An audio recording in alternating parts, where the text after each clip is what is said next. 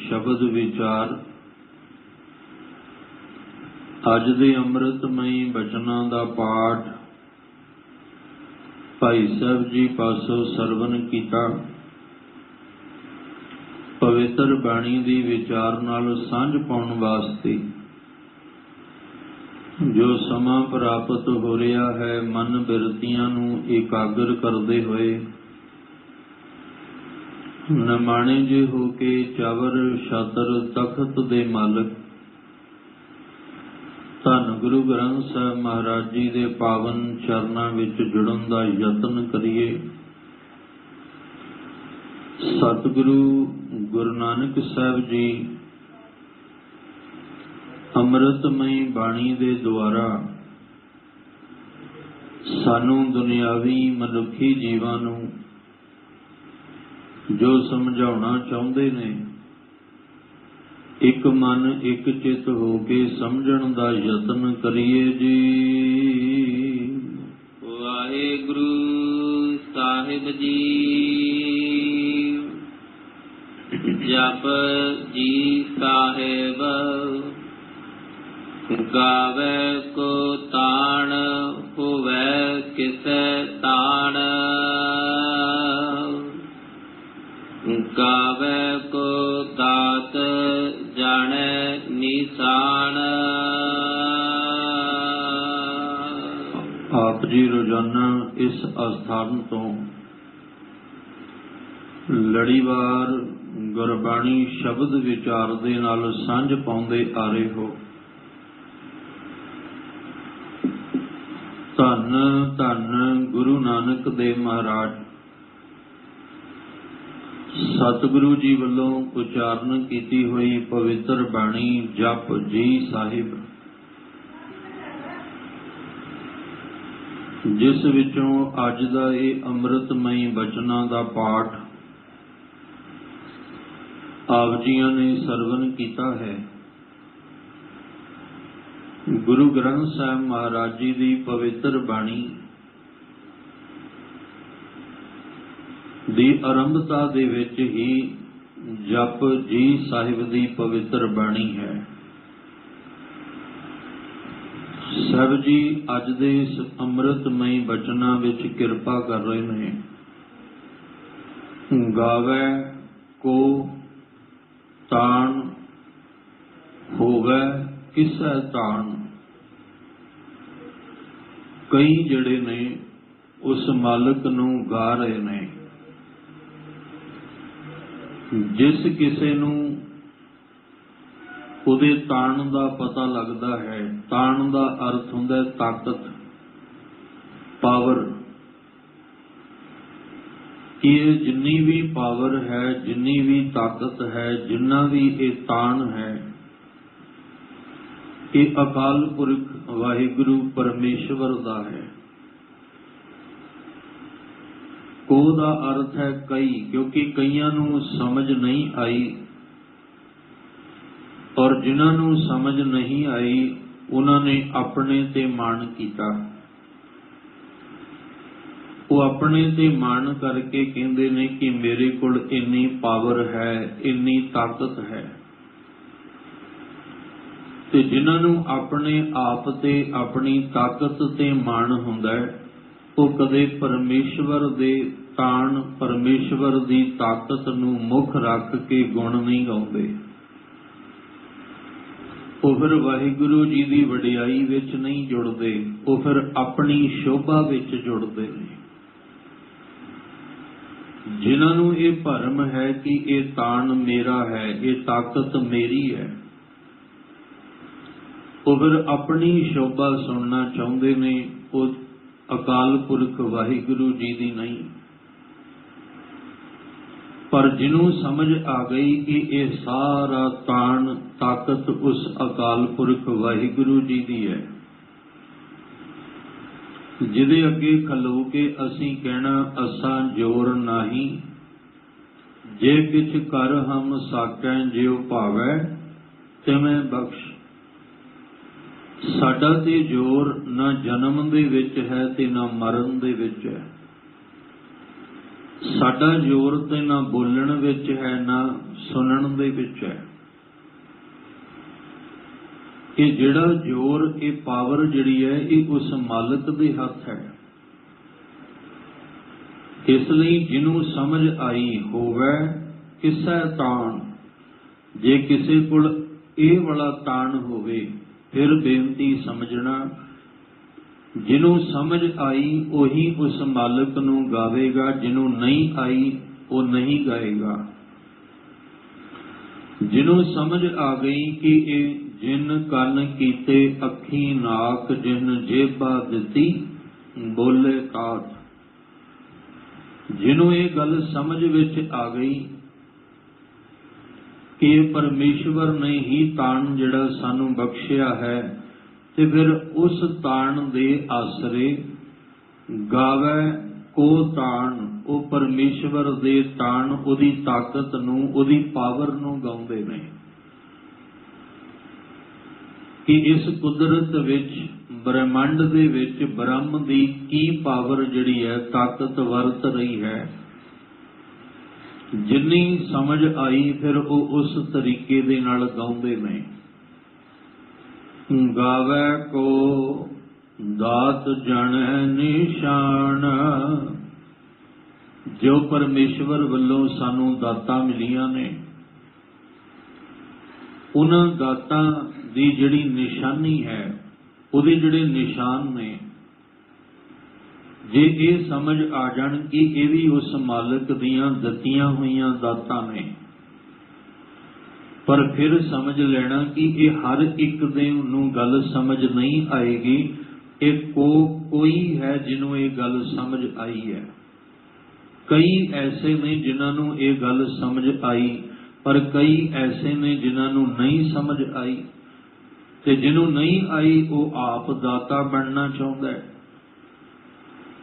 ਤੇ ਆਪਣੇ ਵੱਲੋਂ ਦਿੱਤੀਆਂ ਹੋਈਆਂ ਦਾਤਾਂ ਨੂੰ ਦੁਨੀਆ ਵਿੱਚ ਜਨਾਉਣਾ ਚਾਹੁੰਦਾ ਹੈ ਕਿ ਇਹ ਮੇਰੇ ਵੱਲੋਂ ਦਿੱਤਾ ਹੋਇਆ ਹੈ, ਇਹ ਮੇਰੇ ਵੱਲੋਂ ਦਿੱਤਾ ਹੋਇਆ ਹੈ।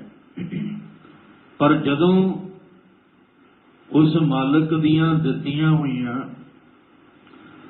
ਦਾਤਾਂ ਜਿਹੜੀਆਂ ਨੇ ਉਹ ਸਮਝ ਵਿੱਚ ਆ ਜਾਣ ਕਿ ਦਾਤਾਰ ਇੱਕੋ ਹੀ ਹੈ, ਪਰਮੇਸ਼ਵਰ, ਇਹ ਸਾਰੀਆਂ ਦਾਤਾਂ ਉਸ ਮਾਲਕ ਦੀਆਂ ਦਿੱਤੀਆਂ ਹੋਈਆਂ ਨੇ। ਇਹ ਕਿਵੇਂ? ਜਿਹੜੇ ਉਹਦੇ ਨਿਸ਼ਾਨ ਨੇ ਉਹਨਾਂ ਨੂੰ ਵੇਖ ਕੇ ਸਾਨੂੰ ਦਾਤਾ ਚੇਤੇ ਆਉਣਾ ਚਾਹੀਦਾ ਹੈ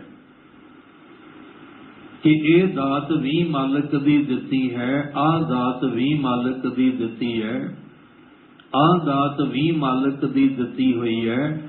ਕਈ ਜਿਹੜੇ ਨੇ ਇਸ ਲਈ ਫਿਰ ਉਸ ਮਾਲਕ ਨੂੰ ਇਸ ਢੰਗ ਦੇ ਨਾਲ ਗਾਉਂਦੇ ਨੇ, ਉਹਦੀਆਂ ਦਿੱਤੀਆਂ ਹੋਈਆਂ ਦਾਤਾਂ ਦੀ ਨਿਸ਼ਾਨੀ ਜਿਹੜੀ ਹੈ ਉਸ ਆਧਾਰ ਤੇ ਉਹਨੂੰ ਜਾਣ ਕੇ ਸਮਝ ਕੇ ਕਿ ਇਹ ਦਾਤ ਵੀ ਉਸ ਮਾਲਕ ਦੀ ਹੈ। ਕਈ ਇਸ ਢੰਗ ਦੇ ਨਾਲ ਇਸ ਕੁਦਰਤ ਦੇ ਵਿੱਚ ਉਸ ਕਰਤੇ ਨੂੰ ਗਾ ਰਹੇ ਨੇ। ਗਾਵੇ ਕੋ ਦਾਤ ਜਾਣੇ ਨਿਸ਼ਾਨ, ਉਹਦੀ ਦਿੱਤੀ ਹੋਈ ਦਾਤ ਦੀ ਨਿਸ਼ਾਨੀ ਨੂੰ ਸਮਝ ਕੇ ਉਸ ਮਾਲਕ ਨੂੰ ਗਾ ਰਹੇ ਹਨ। ਗਾਵੇ ਕੋ ਗੁਣ ਵਡਿਆਈਆਂ ਚਾਰ, ਗਾਵੇ ਕੋ ਵਿਦਿਆ ਵਿਖਮ ਵਿਚਾਰ। ਗੁਰੂ ਨਾਨਕ ਸਾਹਿਬ ਜੀ ਆਖ ਰਹੇ ਨੇ ਕਿ ਕਈ ਉਸ ਮਾਲਕ ਨੂੰ, ਅਕਾਲ ਪੁਰਖ ਵਾਹਿਗੁਰੂ ਜੀ ਨੂੰ ਗਾ ਰਹੇ ਨੇ ਕਿ ਉਹਦੇ ਜਿਹੜੇ ਗੁਣ ਨੇ, ਕਿਉਂਕਿ ਅਵਗਣ ਤਾਂ ਸਾਡੇ ਪੱਲੇ ਨੇ, ਸੰਸਾਰ ਦੇ ਪੱਲੇ ਅਵਗਣ ਹੈ, ਨਿਰੰਕਾਰ ਦੇ ਕੋਲ ਗੁਣ ਹੈ। ਅਸੀਂ ਮਾਲਕ ਦੇ ਨਾਮ ਦੇ ਨਾਲ ਕਿਉਂ ਜੁੜਨਾ ਹੈ? ਤਾਂ ਕਿ ਅਵਗਣਾਂ ਤੋਂ ਸਾਡਾ ਛੁਟਕਾਰਾ ਹੋ ਜਾਏ ਤੇ ਸ਼ੁਭ ਗੁਣ ਆਪਾਂ ਗ੍ਰਹਿਣ ਕਰ ਸਕੀਏ। ਅਸੀਂ ਵਾਹਿਗੁਰੂ ਜੀ ਦੇ ਦਰ ਤੇ ਆ ਕੇ ਪਹਿਲੇ ਇਹੀ ਕਬੂਲ ਕਰਦੇ ਹਾਂ ਕਿ ਸਾਡੇ ਵਿੱਚ ਅਵਗਣ ਬਹੁਤ ਨੇ। ਅਸੀਂ ਤੁਹਾਡੇ ਦਰ ਤੇ ਸ਼ੁਭ ਗੁਣਾਂ ਨੂੰ ਗ੍ਰਹਿਣ ਕਰਨ ਵਾਸਤੇ ਆਏ ਹਾਂ, ਕਿਉਂਕਿ ਸਾਡੇ ਕੋਲ ਅਵਗਣ ਨੇ, ਤੁਹਾਡੇ ਕੋਲ ਗੁਣ ਨੇ। ਅਵਗਣਾਂ ਦੇ ਨਾਲ ਭਗਤੀ ਨਹੀਂ ਹੋਣੀ। ਵਿਣ ਗੁਣ ਕੀਤੇ ਭਗਤ न होए। सब अवगण में गुण नहीं कोई, क्यों कर कंत मिलावा होई। अवगणा दे नाल कंत परमेश्वर नाल मिलाप नहीं है। शुभ गुणा दे आधार ते ही परमेश्वर दा मिलाप है। पर हजे साडी हालत तां यह है कि हम अवगण भरे एक गुण नहीं। इस लई कई उस मालक नूं गा रहे ने, उहदे जिहड़े गुण ने, गुणां दे विच जिहड़ी वडियाइयां ने, ਉਹ ਵਡਿਆਈਆਂ ਜਿਹੜੀਆਂ ਸੁੰਦਰ ਨੇ। ਇੱਥੇ ਚਾਰ ਦਾ ਅਰਥ ਸੋਹਣੀਆਂ ਵਡਿਆਈਆਂ, ਸੋਹਣੇ ਗੁਣ। ਚਾਰ ਦਾ ਅਰਥ ਗਿਣਤੀ ਦੇ ਵਿੱਚ ਵੀ ਆਉਂਦਾ ਹੈ, ਪਰ ਇੱਥੇ ਚਾਰ ਜਿਹੜਾ ਹੈ ਉਹ ਗਿਣਤੀ ਦਾ ਨਹੀਂ। ਜਿਵੇਂ ਅੰਮ੍ਰਿਤ ਬਾਣੀ 'ਚ ਆਪਾਂ ਬਚਨ ਪੜ੍ਹਦੇ ਹਾਂ, ਚਾਰ ਕੁੰਟ ਦਹਿ ਦਿਸ਼ ਭ੍ਰਮੇ ਥਕ ਆਏ ਪ੍ਰਭ ਕੀ ਸਾਮ। ਉੱਥੇ ਚਾਰ ਦਾ ਅਰਥ ਚਾਰ ਕੁੰਟ ਹੈ, ਚਾਰ ਦਿਸ਼ਾਵਾਂ। ਪਰ ਇੱਥੇ ਚਾਰ ਦਾ ਅਰਥ ਹੈ ਸੋਹਣਾ, ਸੁੰਦਰ, ਕਿਉਂਕਿ ਰਾਰਾ ਮੁਕਤ ਹੈ। ਜਿੱਥੇ ਚਾਰ ਰਾਰਾ ਮੁਕਤਾ ਹੋਏਗਾ ਉਹਦਾ ਅਰਥ ਹੋਏਗਾ ਸੁੰਦਰ। ਜਿਹੜੇ ਮਾਲਕ ਦੀਆਂ ਵਡਿਆਈਆਂ ਨੇ ਉਹ ਸੋਹਣੀਆਂ ਨੇ, ਤੇ ਉਹ ਸੁੰਦਰ ਵਡਿਆਈਆਂ ਕਿਹਦੇ ਵਿੱਚ ਨੇ? ਉਸ ਮਾਲਕ ਦੇ ਗੁਣ ਵਿੱਚ।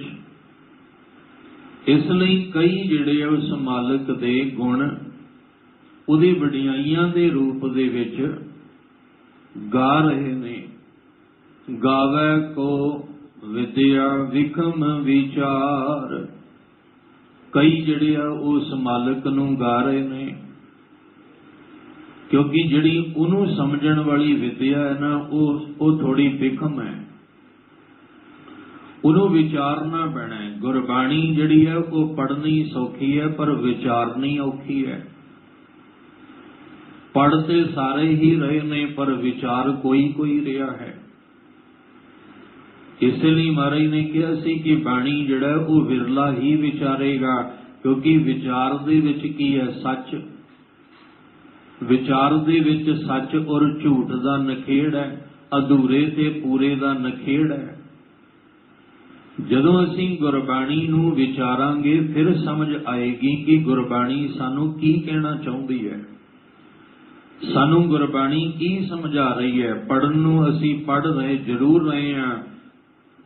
ਜਿਸ ਦਿਨ ਨਿਤਨੇਮ ਦੀ ਬਾਣੀਆਂ ਦੀ ਵਿਚਾਰ ਚੱਲੀ ਸੀ, ਉਸ ਦਿਨ ਵੀ ਆਪ ਜੀ ਨੇ ਜਪਜੀ ਸਾਹਿਬ ਜੀ ਦੀ ਵਿਚਾਰ ਨਾਲ ਸਾਂਝ ਪਾਈ ਤੇ ਜ਼ਿਕਰ ਕੀਤਾ ਸੀ ਆਪ ਜੀ ਦੇ ਨਾਲ ਕਿ ਕਈ ਆਪਣੇ ਮੁਖ ਤੋਂ ਆਪ ਕਹਿੰਦੇ ਨੇ ਕਿ ਸਾਨੂੰ 20-20 ਸਾਲ 25-25 ਸਾਲ ਹੋ ਗਏ ਜਪਜੀ ਸਾਹਿਬ ਦਾ ਪਾਠ ਕਰਦੇ ਹਾਂ, ਪਰ ਸਾਨੂੰ ਤੁਸੀਂ ਇਹ ਤਾਂ ਪੁੱਛ ਲਓ ਵੀ ਕਿਹੜੀ ਪੰਗਤੀ ਕਿੱਥੇ ਹੈ, ਇਹ ਤਾਂ ਪੁੱਛ ਲਓ ਵੀ ਕਿਹੜੀ ਪੌੜੀ ਕਿਹੜੀ ਹੈ, ਪਰ ਸਾਨੂੰ ਜੇ ਕਹੋ ਵੀ ਇਹਦੇ ਅਰਥ ਕੀ ਨੇ ਉਹ ਨਹੀਂ ਅਸੀਂ ਦੱਸ ਸਕਦੇ। ਅਸੀਂ ਇਹਦੇ ਅਰਥ ਨਹੀਂ ਦੱਸ ਸਕਾਂਗੇ ਕਿਉਂਕਿ ਸਾਨੂੰ ਇਹਦੇ ਅਰਥਾਂ ਦਾ ਪਤਾ ਹੀ ਨਹੀਂ ਕਿ ਇਸ ਅੰਮ੍ਰਿਤਮਈ ਬਾਣੀ ਵਿੱਚ ਗੁਰੂ ਨਾਨਕ ਸਾਹਿਬ ਨੇ ਕੀ ਸਮਝਾਇਆ, ਉਹਦਾ ਸਾਨੂੰ ਨਹੀਂ ਪਤਾ।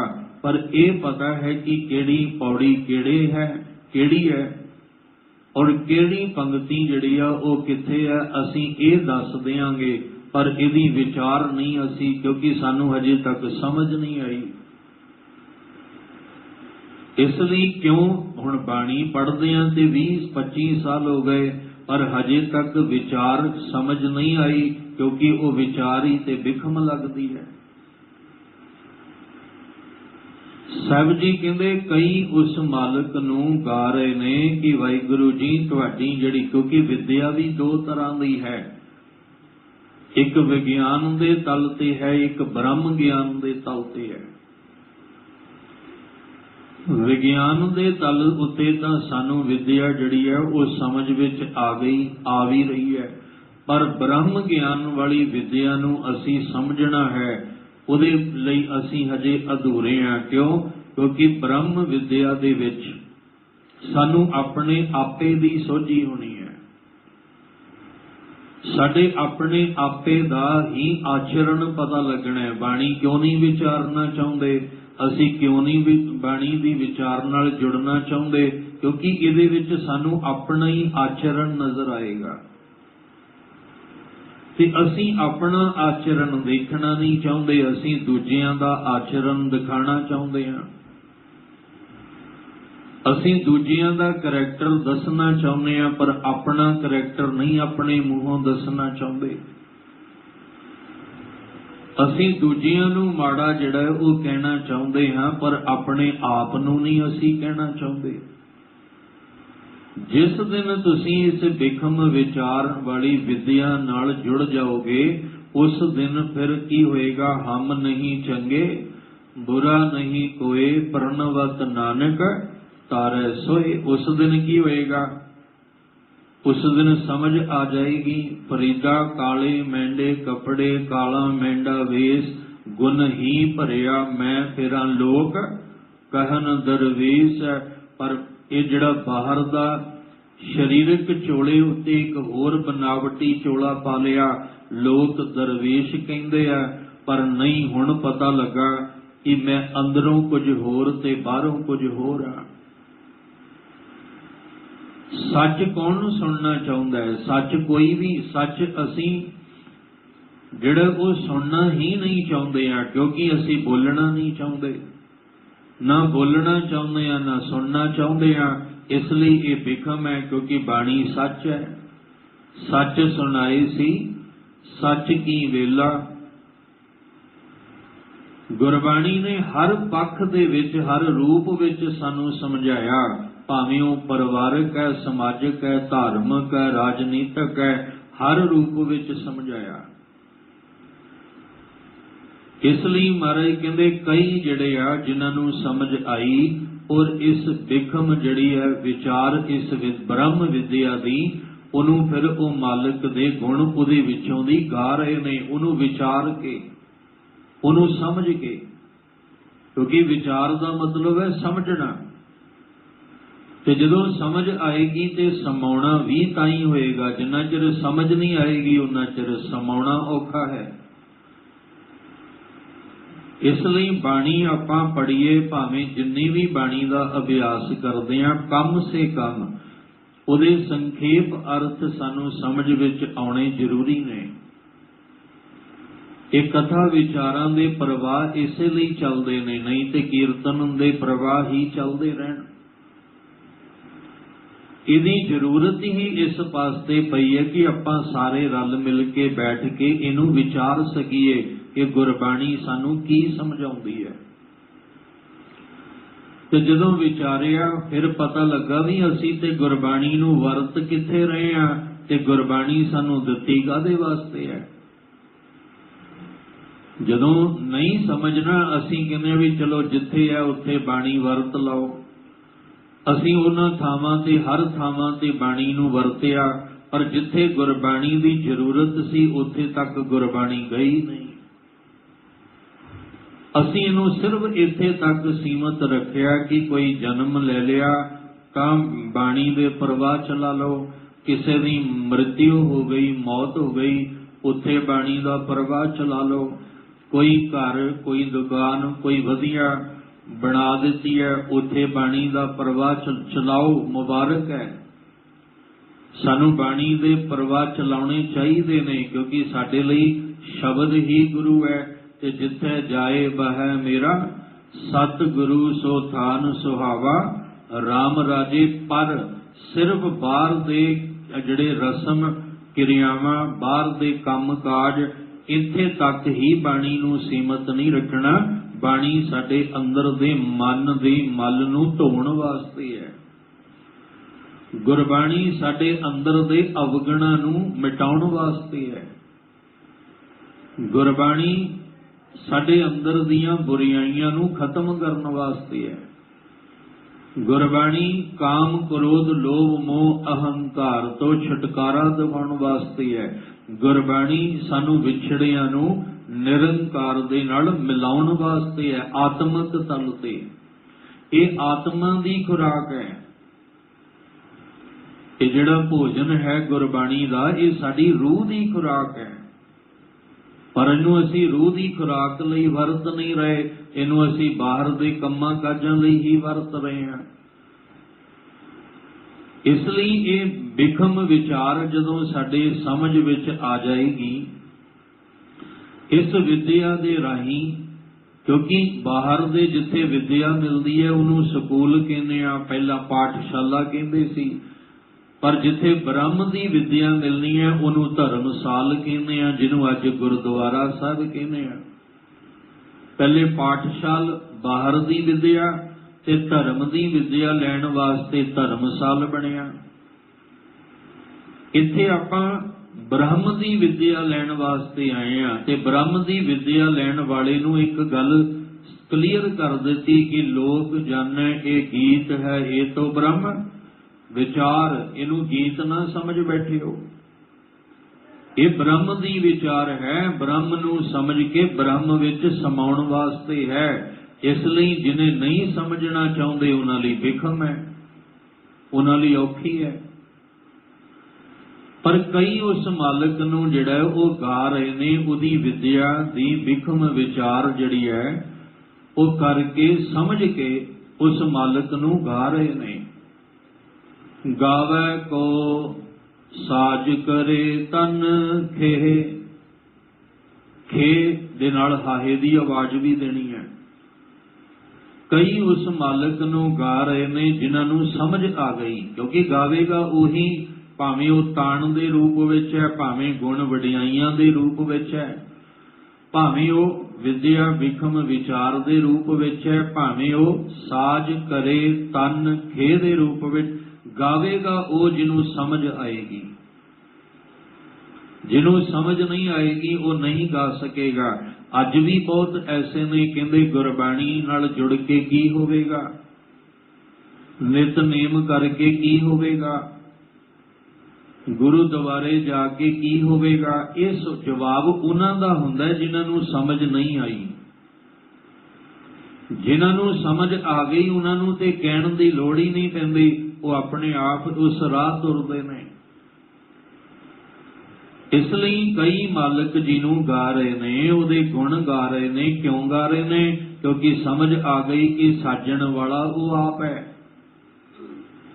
ਔਰ ਸਾਜ ਕੇ ਫਿਰ ਉਸ ਤਨ ਨੂੰ ਖੇ ਕਰਨ ਵਾਲਾ ਵੀ ਉਹ ਪਰਮੇਸ਼ਵਰ ਹੈ। ਬਣਾਉਣ ਵਾਲਾ ਵੀ ਉਹ ਤੇ ਮਿਟਾਉਣ ਵਾਲਾ ਵੀ ਉਹ ਹੈ। ਖਿਨ ਮੈਂ ਥਾਪ ਉਹ ਥਾਪਣ ਹਾਰਾ, ਉਹ ਖਿਨ ਵਿੱਚ ਥਾਪਣ ਵਾਲਾ ਵੀ ਹੈ, ਖਿਨ ਵਿੱਚ ਉਥਾਪਣ ਵਾਲਾ ਵੀ, ਬਣਾਉਣ ਵਾਲਾ ਵੀ ਤੇ ਮਿਟਾਉਣ ਵਾਲਾ ਵੀ ਹੈ, ਘੜਨ ਵਾਲਾ ਸਾਜਣ ਵਾਲਾ ਵੀ ਉਹ ਆਪ ਹੈ।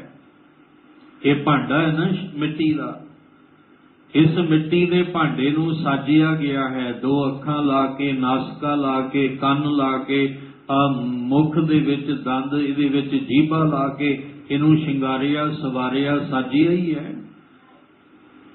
ਹੱਥ ਬਣਾ ਦਿੱਤੇ, ਹੱਥਾਂ ਦੀਆਂ 5 ਉਂਗਲਾਂ ਬਣਾ ਦਿੱਤੀਆਂ, ਪੈਰ ਦਾ ਆਕਾਰ ਬਣਾ ਦਿੱਤਾ ਤਾਂ ਕਿ ਤੁਸੀਂ ਆਪਣੇ ਪੈਰ ਤੇ ਖਲੋ ਸਕੋ। ਉਹਦੀ ਬਣਤਰ ਪੈਰ ਦੀ ਐਸੀ ਬਣਾ ਦਿੱਤੀ, ਉਹਦੇ ਵਿੱਚ ਅੱਗੇ ਉਂਗਲਾਂ ਐਸੀਆਂ ਲਾ ਦਿੱਤੀਆਂ ਕਿ ਤੁਸੀਂ ਆਪਣੇ ਪੈਰ ਤੇ ਖਲੋਵੋ, ਤੁਹਾਡੇ ਆਪਣਾ ਸਰੀਰ ਦਾ ਬੈਲੈਂਸ ਜਿਹੜਾ ਉਹ ਬਣਿਆ ਰਵੇ। ਕੈਸੇ ਕਮਾਲ ਦੀ ਬਣਤਰ ਮਾਲਕ ਨੇ ਕੀਤੀ ਹੈ। ਜਿਹਨੂੰ ਸਮਝ ਆਈ ਉਹ ਗਾ ਰਹੇ ਨੇ ਕਿ ਮਾਲਕ ਜੀ ਤੁਸੀਂ ਆਪੇ ਹੀ ਸਾਜਣ ਵਾਲੇ ਹੋ, ਸਾਜ ਕੇ ਆਪ ਹੀ ਤੁਸੀਂ ਮਿਟਾਉਣ ਵਾਲੇ ਹੋ।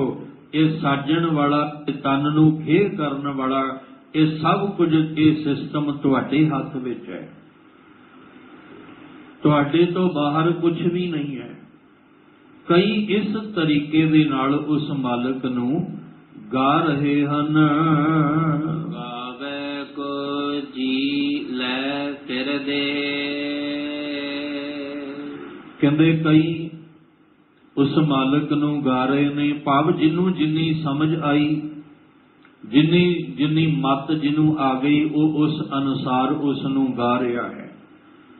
ਕਈ ਉਸ ਮਾਲਕ ਨੂੰ ਗਾ ਰਹੇ ਨੇ ਕਿ ਮਾਲਕ ਜੀ ਤੁਸੀਂ ਇਸ ਤਨ ਨੂੰ ਸਾਜ ਕੇ ਇਹਦੇ ਵਿੱਚ ਜਿਹੜੇ ਤੁਸੀਂ ਜੀ ਤੇ ਜਿੰਦ ਰੂਪ ਵਿੱਚ ਜੀ ਜਿਹੜਾ ਉਹ ਭੇਜਦੇ ਹੋ, ਉਹਨੂੰ ਤੁਸੀਂ ਲੈਣ ਵਾਲੇ ਵੀ ਆਪ ਹੋ ਤੇ ਉਹਨੂੰ ਦੇਣ ਵਾਲੇ ਵੀ ਤੁਸੀਂ ਆਪ ਹੋ।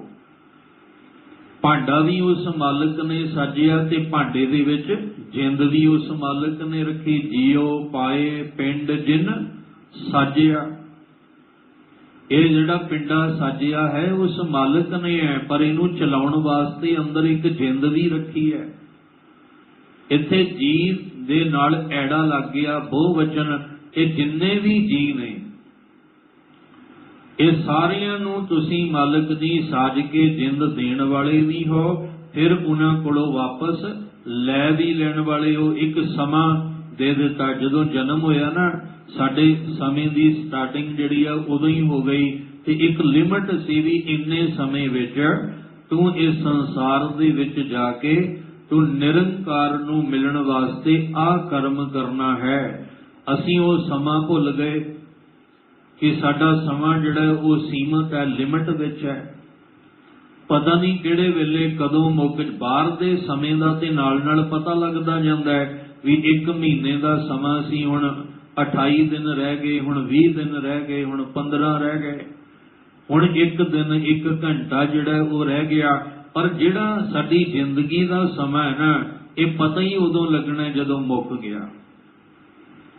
ਇਹ ਤੇ ਉਦੋਂ ਹੀ ਪਤਾ ਲੱਗਣਾ। ਇਹ ਤਾਂ ਅਚਿੰਤੇ ਬਾਜ ਜਦੋਂ ਆ ਕੇ ਪੈਣੇ ਆ ਨਾ, ਉਦੋਂ ਫਿਰ ਕੀ ਹੋਣਾ? ਫਿਰ ਕੇਲਾਂ ਵਿਸਰੀਆਂ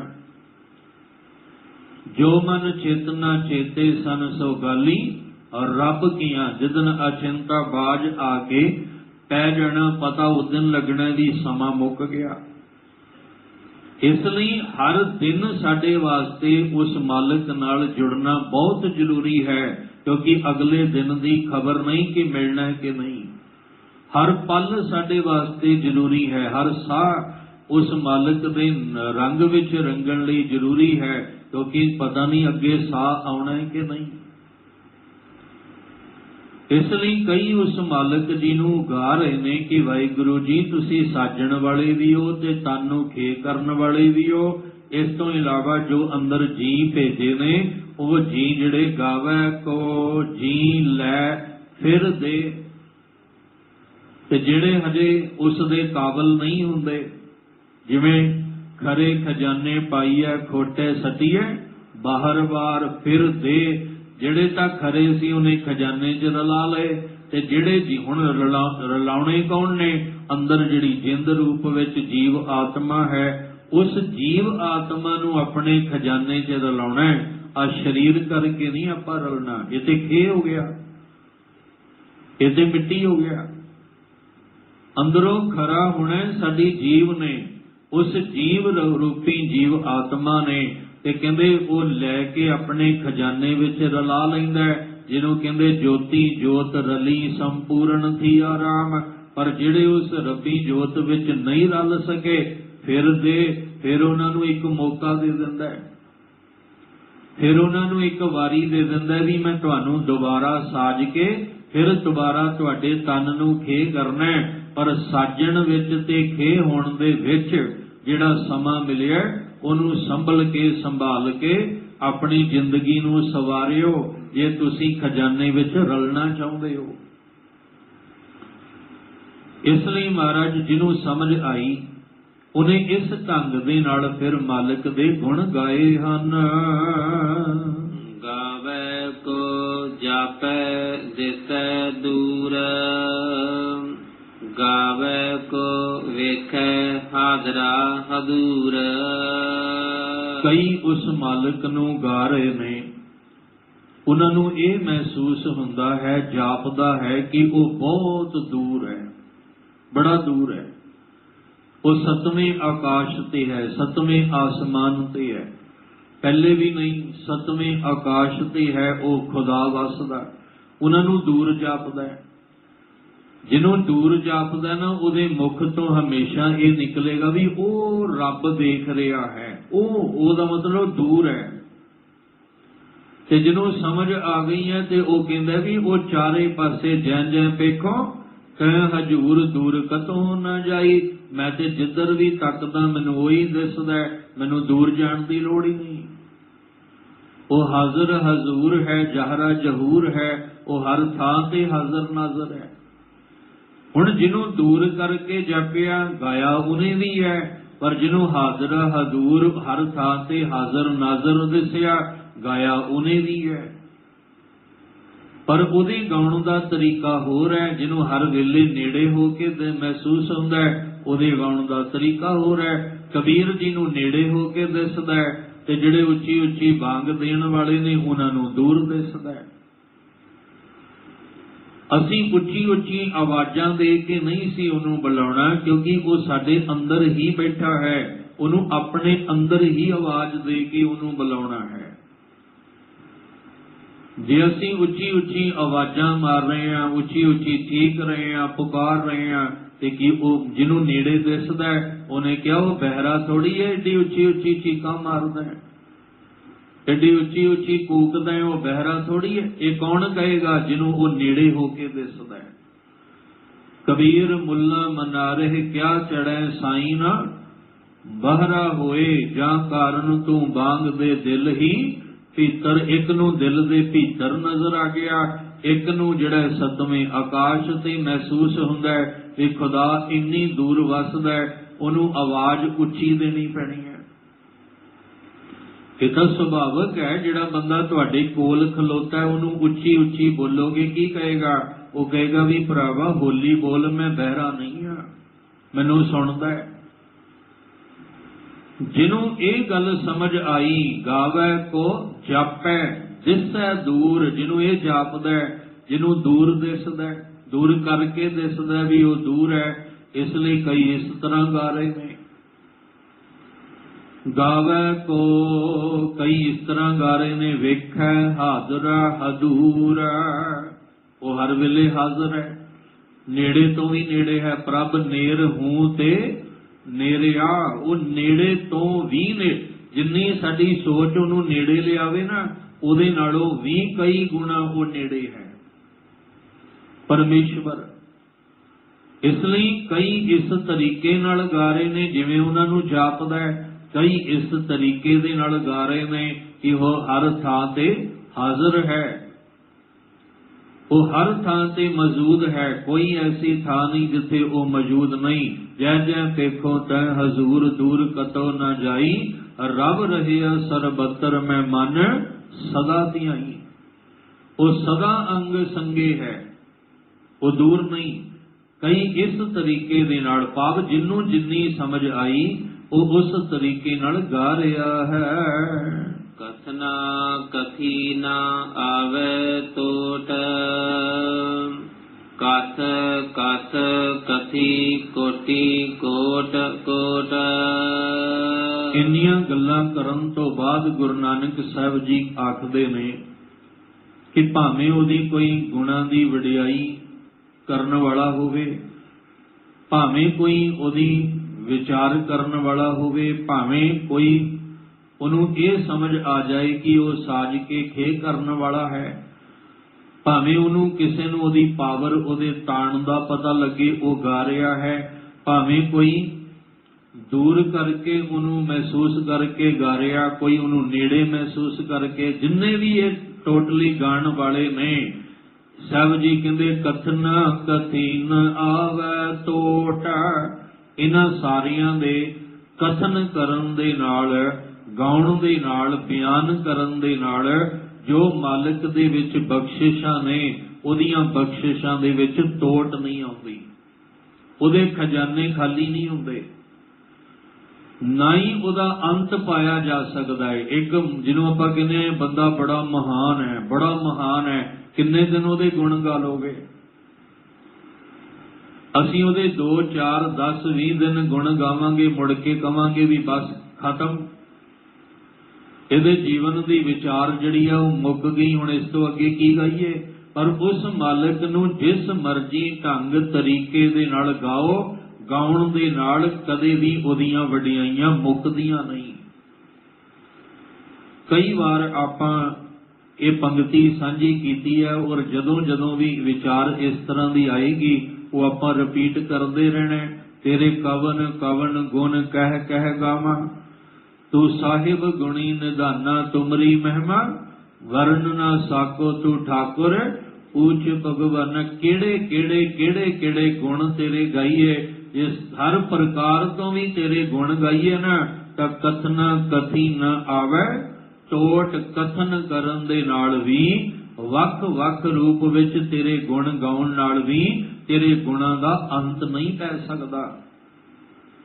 ਤੇਰੀਆਂ ਵਡਿਆਈਆਂ ਜਿਹੜੀਆਂ ਨੇ ਇਹ ਕਦੇ ਨਾ ਮੁੱਕਣ ਵਾਲੀਆਂ ਨੇ। ਬੰਦੇ ਦਾ ਸਮਾਂ ਮੁੱਕ ਜਾਂਦਾ ਹੈ, ਜ਼ਿੰਦਗੀ ਮੁੱਕ ਜਾਂਦੀ ਹੈ, ਪਰ ਉਸ ਮਾਲਕ ਦੇ ਗੁਣ ਜਿਹੜੇ ਆ ਉਹ ਬਿਆਨ ਕਰਨ ਦੇ ਨਾਲ ਕਦੇ ਵੀ ਮੁੱਕਦੇ ਨਹੀਂ।